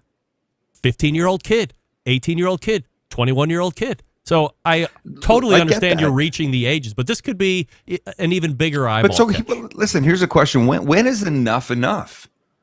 Can enough be enough in your position? What did you say to me yesterday or the day before? By the way, people should know that we're great friends. I consider you, hand to God, a really good friend. And we've never met. The same, of course. We do talk at least a couple times a week, I think, right? Even if it's just a bitch about something. I mean, I want to make people jealous, so it's at least 3 times a day. Good. Okay, 3 times a couple a day times a we week. Talk. Exactly. We go to bed each night saying good night to each other. What did you say to me a couple days ago? Have you thought about taking the audio from the YouTube channel and making a podcast out of it? So I'll say again, when is enough enough? What must I be doing? Isn't sometimes less Why do is I feel more? like I'm Sean all of a sudden? You are Sean all of a sudden. But Sean. You're pushing for. Here's the difference. I'm going to tell you what the difference is. Sean actually wants you to get in front of a mountain and push it. Yeah. I go, you have this shit. Just have somebody rip the audio off of a Sam the Cooking Guy video and put it up. Like, that's easy. I get it. And then somebody listens feel like to you. Sometimes there can be too effing much of me. Too much Sam. Now you have a problem with yourself. I would of course think the same thing. Well, how much can one person stomach of me? They watch me on this video, but I would happen to believe that people are watching this live right now, and at some point during the week they'll go back and listen to it on the audio podcast. It's the same thing. It's different, but it's the same. So they're consuming me twice, which is exactly what could be happening to you on the audio. Or you wait, you know that, or you want to believe that? Well, I mean, okay. There's no way I can prove that somebody is watching this now that will also go back and listen to at least a portion of this. But if I'm doing it, there's one other person out of the 30,000 people that are downloading this on the audio. They have to do. Bro, please. You have to eliminate yourself from that group. You're beta testing, you're checking, you're listening, the audio. I called you the other day and told you about some imperfect audio that I'm surprised you hadn't found yet. I just found hadn't it, got I think, there yet. before you did. You did. You did. Right, but look, I shoot a video, grilled cheese and tomato soup today. We shot it. It will come to me in an edited, beautifully edited, I don't know, for 15 to 17 minutes, sometime next week, right? I will watch it, and that will be the last time I watch it. I will not go back and revisit my stuff. I will not. And especially having shot it, having watched it in the edit version, I'm never, ever going to go back and just listen to the audio of it if it was posted as a podcast. And I can't believe that somebody would watch one of my videos, watch me make lamb or whatever the hell it is, 30-pound burger, and then go listen to it. Here's what I think. That's madness. I hear what you're saying. Can you take a poll? Wait, you got your little, your cute little, what's it called? Instant chat? Clubhouse. And I have Your Clubhouse. cute little, Can't you take a little poll? How many people, I'd be curious to know how many people listening or watching right now watch and then listen to the exact same thing. All right. If you're in YouTube, hit it up on the instant chat. If you're watching through Facebook, also add your comments because I'll see them here to the left. If you are listening in Clubhouse and you want to come on and say if you would listen, then watch the same thing, raise your hand. John will get you up. I'll put you right on with Sam the Cooking Guy. It'll be an unique experience of your life, of course, because you'll be on with both me and Sam, which few people rarely get to experience. And you can tell us right off the bat. All right, here we go. Barbecue Central Sandwich, we'll call that. All right, hold on one second. Here we go. We're inviting on stage. This is going to be Scott. Scott, would you do both, Scott? Yes, Greg, I've done both. I've listened and watched. Both for both Sam and me? Is that your father? Yes. My father. What are you talking about? Scott, are you my dad? No. Disguising his voice. But so what is it, Scott, that brings you back for round two for more? So I actually have about a 45-minute commute each day, and I like to listen to Greg after the fact and kind of just catch things that I didn't see live. Interesting. Now, Scott, if Sam had his cooking show, do you watch Sam's cooking shows, by the way? I do. Okay, so if Sam had his cooking show on an audio podcast, and let's say you were listening to him cook his lamb on your way to work Tuesday, would you also be inclined to then just go watch it as well after the fact? I think if he did something more like what Malcom does, where he kind of talks about what he did after the fact. That's not going to work. That's more work for Sam. We now can't you're do asking that. me to do more work. Yeah, we can't do that. But so you wouldn't necessarily be motivated to go watch it after you heard it. If you heard it first, you wouldn't be motivated to go watch it second. Yeah. See, that's it. I think So go ahead, Scott. I said the other way around. If I watched it first, I think it'd be harder to listen to Sam just talk about it. Yeah, but listening to it first would be okay. I think listening first would make me want to see what was happening. So that might happen, but watching and then listening. But that was my thought. Was I know, somebody but still would listen to it first, and then they would come down and watch it. So you would get like double the. There were also other business things that I was talking about that we're not going to get into. No, of course. Scott, thank you for coming up. I appreciate it. Wait, can we ask Scott a question? Yes, go ahead. Hey, Scott, what do you do? How dare you? I work as a mechanical engineer. Oh, a smart guy. Okay. Greg was going to ask you how much you made, but we'll just Scott, let that how much money do you make? Go ahead. Tell everybody how much money you make. I will not reveal that. No Scott, questions. what did I tell you? When anybody asks you that, it's always $967,000. We know the answer to this. We have this running joke. I have this running joke with Greg. I believe the first 600 or 700 times I was on with him, he wormed his way into asking me how much I made. Oh? Yeah. Oh, yeah. Around Are you sure? Or did I ask you?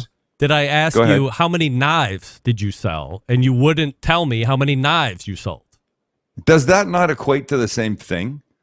Oh, You can do some simple math. Can we not really get into this again? No, you knife can't. Is this much You money, can't. and then you multiply it by that, and then what's it cost, and then you figure that out. How does the guy in Australia, who has evidently, according to Derek Riches and not to Meathead, the second most popular barbecue and grilling website, have no problem telling me that his gross revenue last year was $1 million? And I asked you how many knives you sell, and it was like I asked you what was in the bank extrapolation, account. buddy. Listen, I not. don't need to go down this road with you. You brought it up. You have this need to dig into people's personal financial business. So you just keep it in the back burner. Yes, exactly. How dare you? You played your own sound effect for yourself. I played it for you because I didn't like you so didn't. much. I'd hang up on you. I don't. But I even wouldn't think do that's that the to case. the Barbecue Central family. Well, here's what I'm. We've been down that road, and that's enough of that. Go ahead. How about that? Can we agree to agree? If that's how you want All to right. put it. We'll agree to agree. Peace and love. Peace and love. There you go. All right. So we've decided here. Let's recap before we hit the first break, and then I'll come back with you, and we'll actually talk about food. Okay. We're not doing any extra work, so it's not going to be a podcast reflecting on I'm not cooking saying lamb. We're Number not one. going to. I'm just saying right now. Yes. I feel like there's enough. Yes. But now I feel obligated to go catch up to frickin' Malcom. No, of course. Well, I mean, why would you? I was just making a comparison that he's hitting it. I know what you. And is there an opportunity? He's working harder than I am. That's what it is. Absolutely not. You say this. When is enough and enough? And then I will say, can there be enough? Is there enough? Of course there can. Can there be? In your position, can there be enough? Yes. Is 3 million enough? Why not 10 million? Why not 30 million? If you can do something like X that Here's attracts the deal. 10 more million, why not? We're doing nothing different now. Or we did nothing different before we hit 3 million, before we hit 2 million, before we hit 1 million. It's the same stuff. It's just getting to more people, and you tell two friends, and so on and so on and so on. That was a shampoo commercial from years ago. I don't remember. Oh, I remember it. Absolutely. What was the product? Ooh, was it Pert? Pert? Pert? I don't know. But we're doing the same stuff, and it's growing beautifully, I might add. We're very happy with the growth. It's nothing crazy. Nobody could ever look at our growth and go, you guys are buying freaking subscribers. Because that happens, and no, we're not. We have very measured, lovely growth. Also backed up by the number of, by the amount of interaction we have. We have great comments and that kind of stuff. So I don't know. I mean, maybe, but Max might. I said to Max, "What do you think about Greg's idea about a podcast?" He goes, "I don't know. Maybe there's something there, but you know what?" Hey, the Look, fact 3 that episodes it even a week, made those boys busy. The fact that it even made a conversation between the two of you is a win for me. I'm taking it. Okay, There you go. We'll take the win. Right. I'm taking Go to the a win. break. We'll come back That's and we'll actually talk food. All right, we'll actually do that right now. So we're talking with Sam, the cooking guy, of course. You can find him over at thecookingguy.com. You can also subscribe to him, which I'm sure all of you are, over on the YouTube channel. What do we love about ceramic cookers? Sam can attest to this. He has ceramic cookers as well. We love that they are fuel efficient. We love that you can achieve low and slow temperatures for the traditional barbecue meats. We love that they can get rip-roaring hot for high heat cooking of steaks and other thin cuts, maybe pizza. But what's missing in the everyday lineup of ceramic cookers? The real ability to do true two-zone cooking. Two-zone cooking, very important to both professionals and backyard cooks alike. It's the best way to manage a fire and cook with confidence. However, getting a true two-zone fire in a round ceramic cooker is not very realistic. Why? In a simple word, round. Enter Primo Grill with our game-changing oval design. This shape gives you the ability to execute the two-zone setup that you desire. It also gives you the other ceramic grill benefits as well. Really, when you break it down, there's more than 60 different ways, 60 different ways that you can cook on the Primo cooker. So you're only limited by your culinary imagination. We know they have the new grill head. We know they have the new air dampers on the top and bottom. The rotisserie has been out for months now. And according to Nick Bauer from Primo Grills, that pizza grill accessory is here. It's just not getting off of the ships that are stacked up out at sea on the West Coast. At some point, they'll get here. It's done. Just don't have them yet. In the meantime, go to a dealer near you and check out a Primo if you haven't. PrimoGrill.com is the website. They do have a round Primo option if you want. I would suggest getting the oval. Stand out from the crowd. Don't be like everybody else with a green thing or a red thing. Get the Primo. Get the oval. Get true two-zone cooking technology. Get the best ceramics. Get the patented technology. All that stuff. Multiple sizes. And away you go. PrimoGrill.com is the website. PrimoGrill.com. And we're back with more Sam the Cooking Guy right after this. Stick around. We'll be right back. You're listening to the #1 most downloaded barbecue and grilling podcast anywhere. The Barbecue Central Show.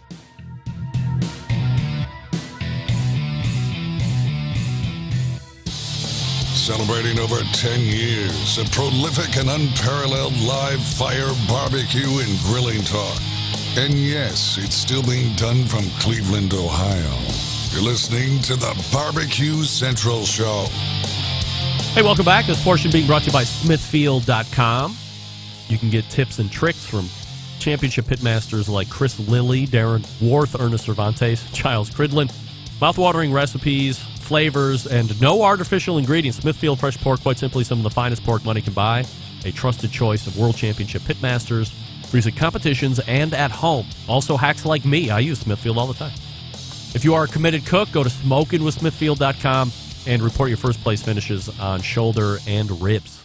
All right, we are back with Sam the Cooking Guy, and now we'll be talking about cooking with the Cooking Guy. Unless you have something else you wanted to detour button up. 1 second? Go ahead. Please, detour 1 second. All right.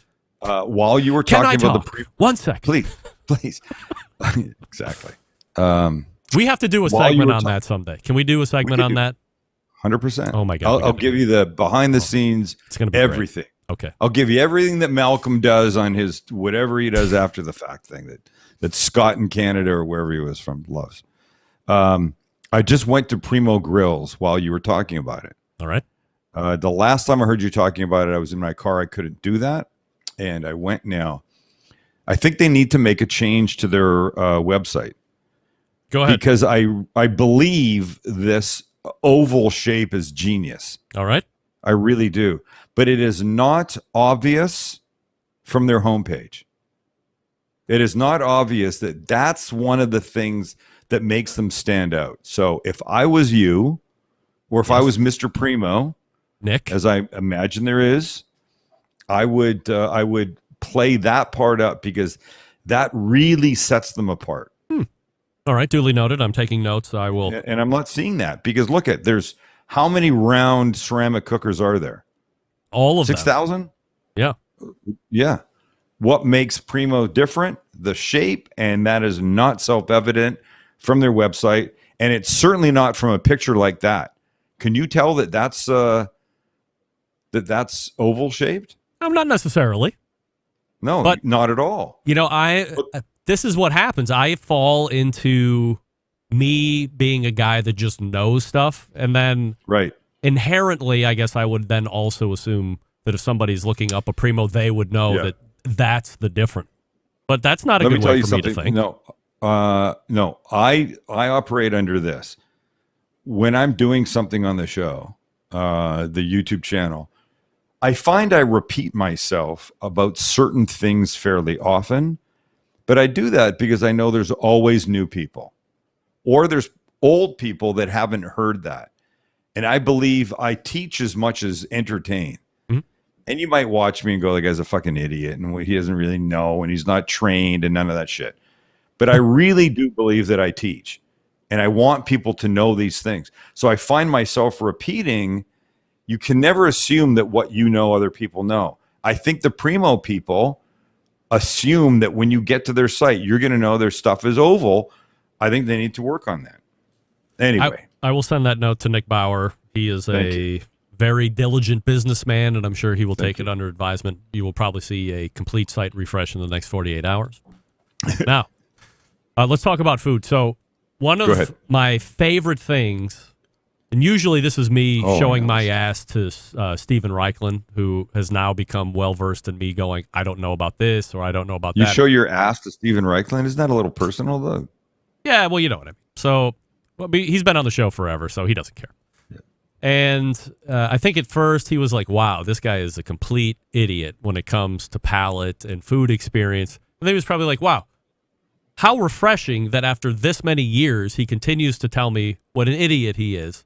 And maybe he just didn't have a great food experience after he got out of his house or whatever the case may be. Well, one of these things is this. Lamb. I didn't know jack about lamb other than this. At very few points in my life, my mom made my dad a leg of lamb. There was this weird green thing in a canister that sat off to the side of the plate. I had no interest in trying it. And this was maybe... Are you referring to mint? Are you referring to mint jelly? Yeah, mint jelly. Oh, right. God. Which just on its head sounds vile. Like almost as bad as liquid smoke. Mint. It's like a sexual lubricant. Ugh, it's gross. So... It's horrid. It was never on my radar. And then I'm down at Pit Barrel Cookers headquarters down there at Noah and Amber's house in Louisville when they lived out there before they moved out to Northern California a couple years ago. And we were there for a volleyball tournament. He's like, stay with us. And he had kids, still has kids, but they were younger. Probably 10 was the oldest. The other one was maybe 8 or whatever. And we were going to have dinner after the match. And I said, what are we having? I flew in some steaks from Snake River Farms that we were going to be doing. So to hold up my end. And he's like, the kids wanted, they did something good. And as a reward, said, what do you want for dinner? And the kids said, rack of lamb. I'm like, the little kids. What kind of kids are you raising, Noah? Rack little of lamb. Kids. And he's like, oh, yeah, they love it. I said, I've never had it. Fantastic. Well, you've come to the right place. There's no better lamb than lamb cooked on a pit barrel, and it's going to change your life. So to save you the whole story, he cooks it, takes a chop off, says, stick this in your mouth. It's going to change your life. And at that very moment, I was like, how in the fuck have I not had a lamb chop like this before? I've missed out on all these years, and now I've been like actively trying to make up for lost time. Isn't it upsetting when you try something that you thought sucked? Or that has been cooked horribly for you, whatever the reason is, and you're like, oh my God, what an eye-opening experience. I love lamb. I love it because it's different.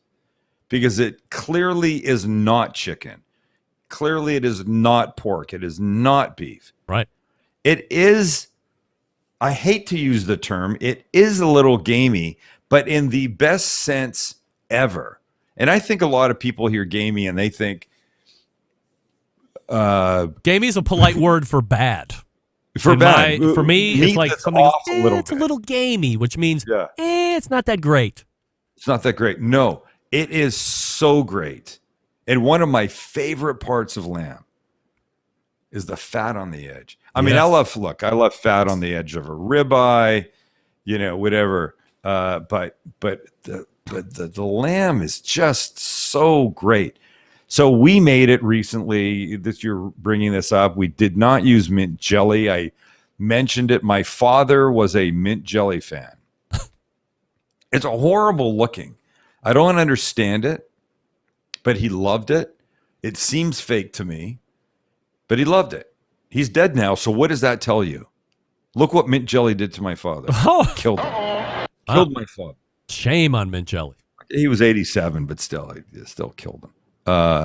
Maybe it wasn't the mint jelly. Look, I don't want the Mint Jelly Association to come after me for dogging their product. But we made a mint and parsley chimichurri, garlic and olive oil and pepper flakes and tons of mint and tons of parsley. And it was a dream. And we used that Santa Maria style grill and blasted the shit out of the stuff. And oh my God. You're right. We are a live fire show a lot of the time. And I when you first said that to me, I was like, this guy he's just smoking something. I don't know what it is. It's the stupid cat at 4 a.m. when he's on the treadmill. Oh, shit. It's just ruining his mind. But you were right. We do. We do a lot of live fire stuff.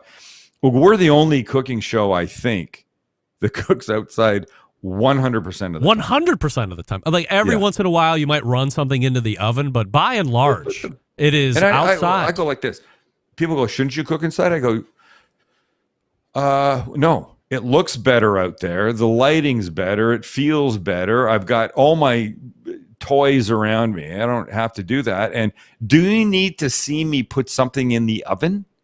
When I hold up a platter and I go, okay, this is going to go in the oven for half an hour at 450. Must I show you that? Right. No. But the lamb, I would just say this. I want to do a public service announcement, Greg, right now. I want you to help me with this. Yes. For those of you that don't think you enjoy lamb, just get some.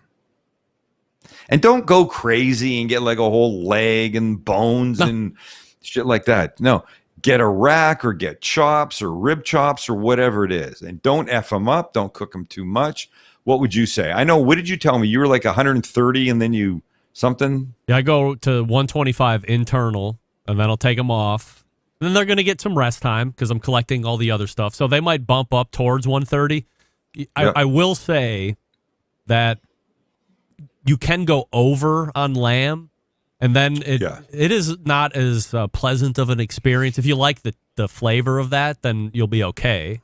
But I find that medium rare lamb to be unbelievable. It's not beef.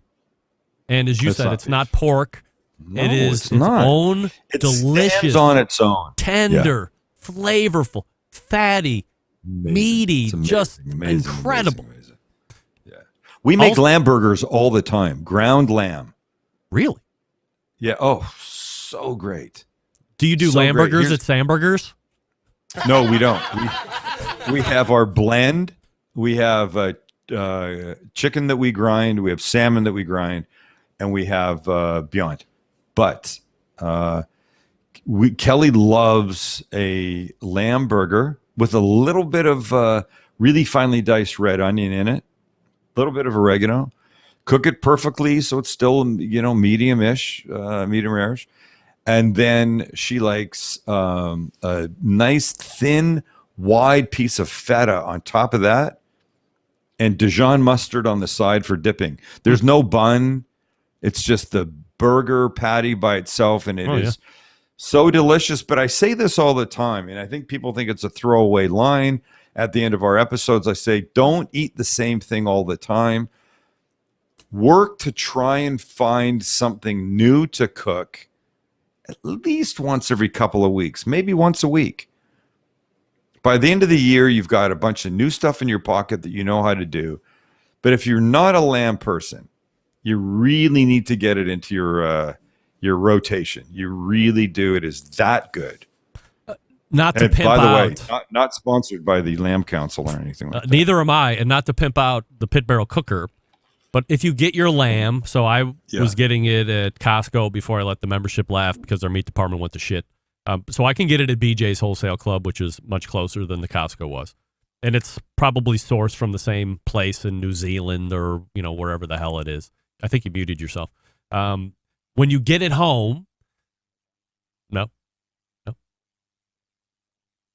There you go. There we go. Sorry. Yeah. So get it home, get it out of the pack. So that's where I think the hurdle is going to be. You get it out of the pack. It's got that little like plastic cover on it that covers the bones. As long as you realize that the lamb scent that you're getting from the cryovac is just get over that. Just push it out of your brain. It's not bad. There's nothing. But look, that's what lamb smells like. Learn to love that because it's not that and then it gets 10 times funkier than that. That just like goes away.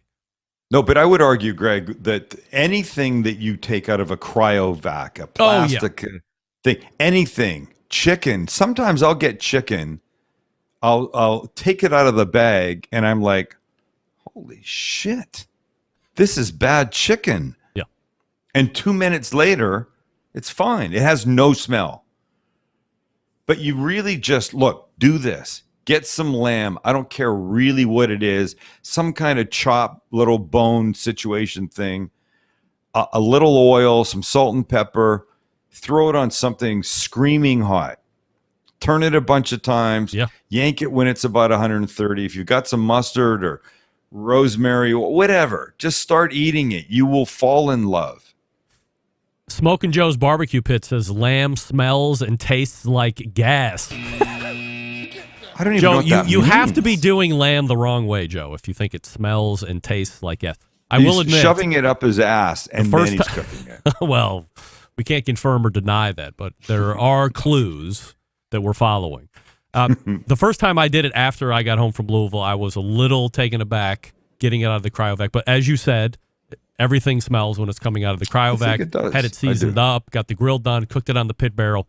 I mean, really, that is the best way to get into lamb on the pit barrel. Like, it is unbelievable the way it worked, the fat rendering out, hitting the charcoal. Of course, depending on what kind of charcoal you're using, it adds even a different layer of flavor. But wow, medium rare lamb off the pit barrel is unbelievable.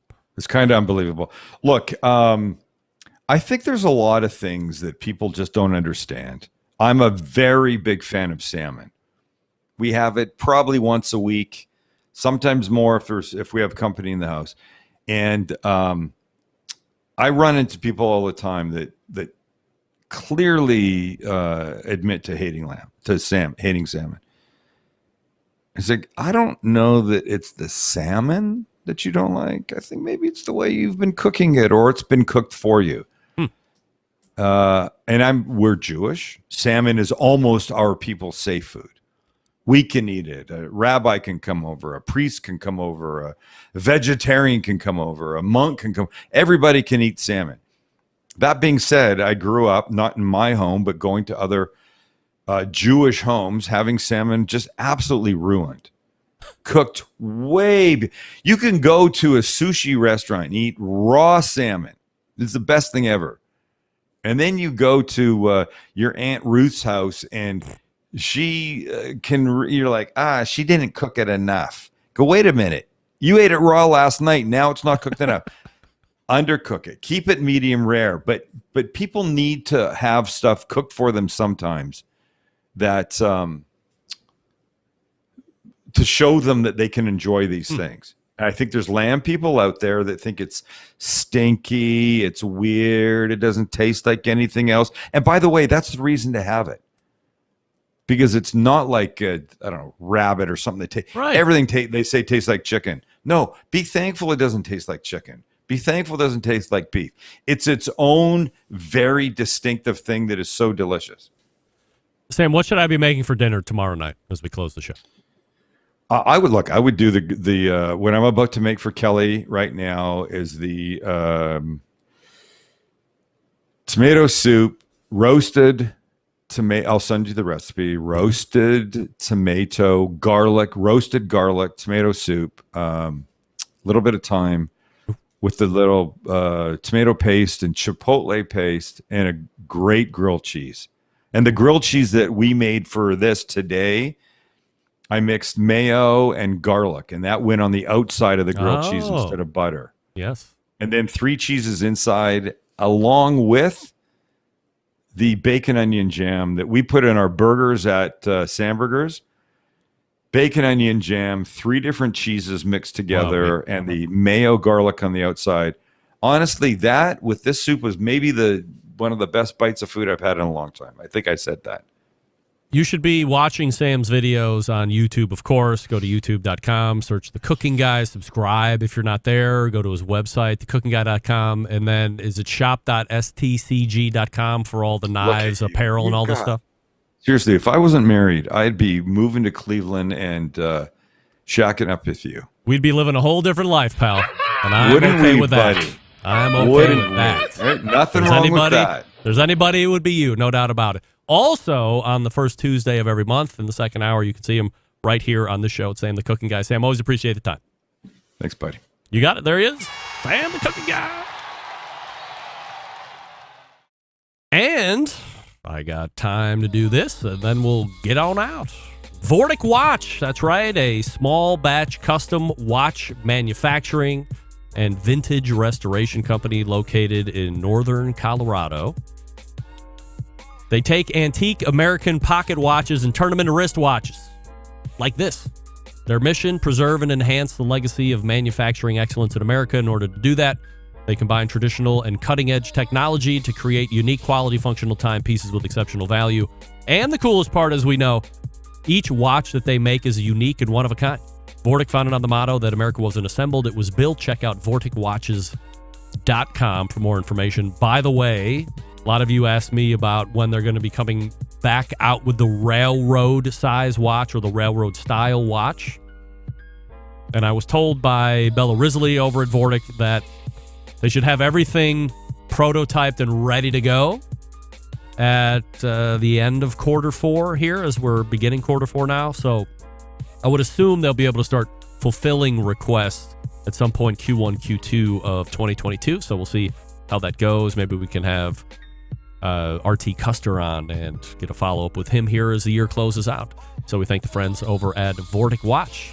We'll close the show right after this. Stick around.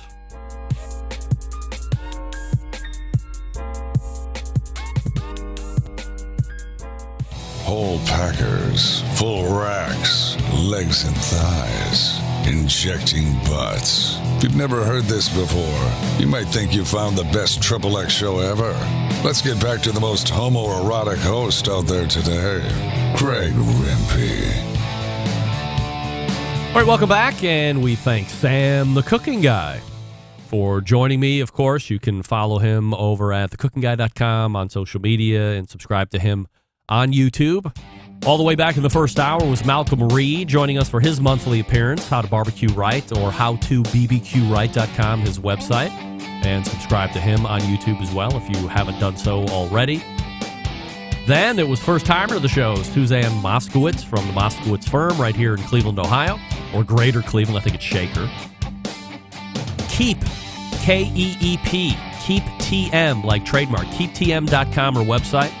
She's ready to help you out, get you protected on copyrights and trademarks, things like this. She's helping me do the Barbecue Central show and associated other items with the show. And it's federal, so she can help you no matter where you are in the country. Give her a call, hit her up on email or through the website, let her know I sent you or that you heard her on the show, and you can take it from there. Then in the second hour was Sam, the cooking guy. We talked about TikTok. We talked about is enough when it comes to social media. Somehow we got dragged back down to him incorrectly saying that I asked him about how much money he makes, which I don't ever do that. And then we talked about our favorite meat, evidently, together, which is lamb. And I think we might have said that if we were both single, we also might start a same-sex relationship, which is absolutely fabulous with me, too, by the way. Thank you, Sam.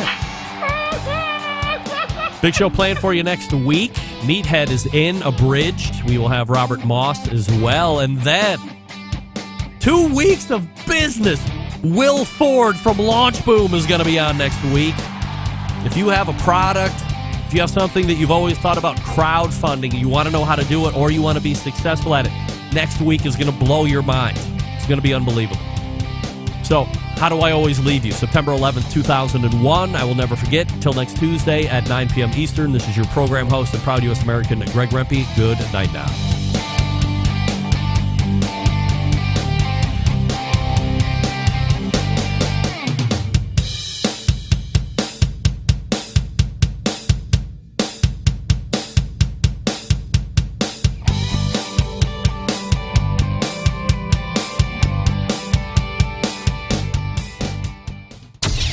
What's up? This is JM, host of the Celebrity Grill podcast on iTunes, and you're listening to the Barbecue Central Radio Network.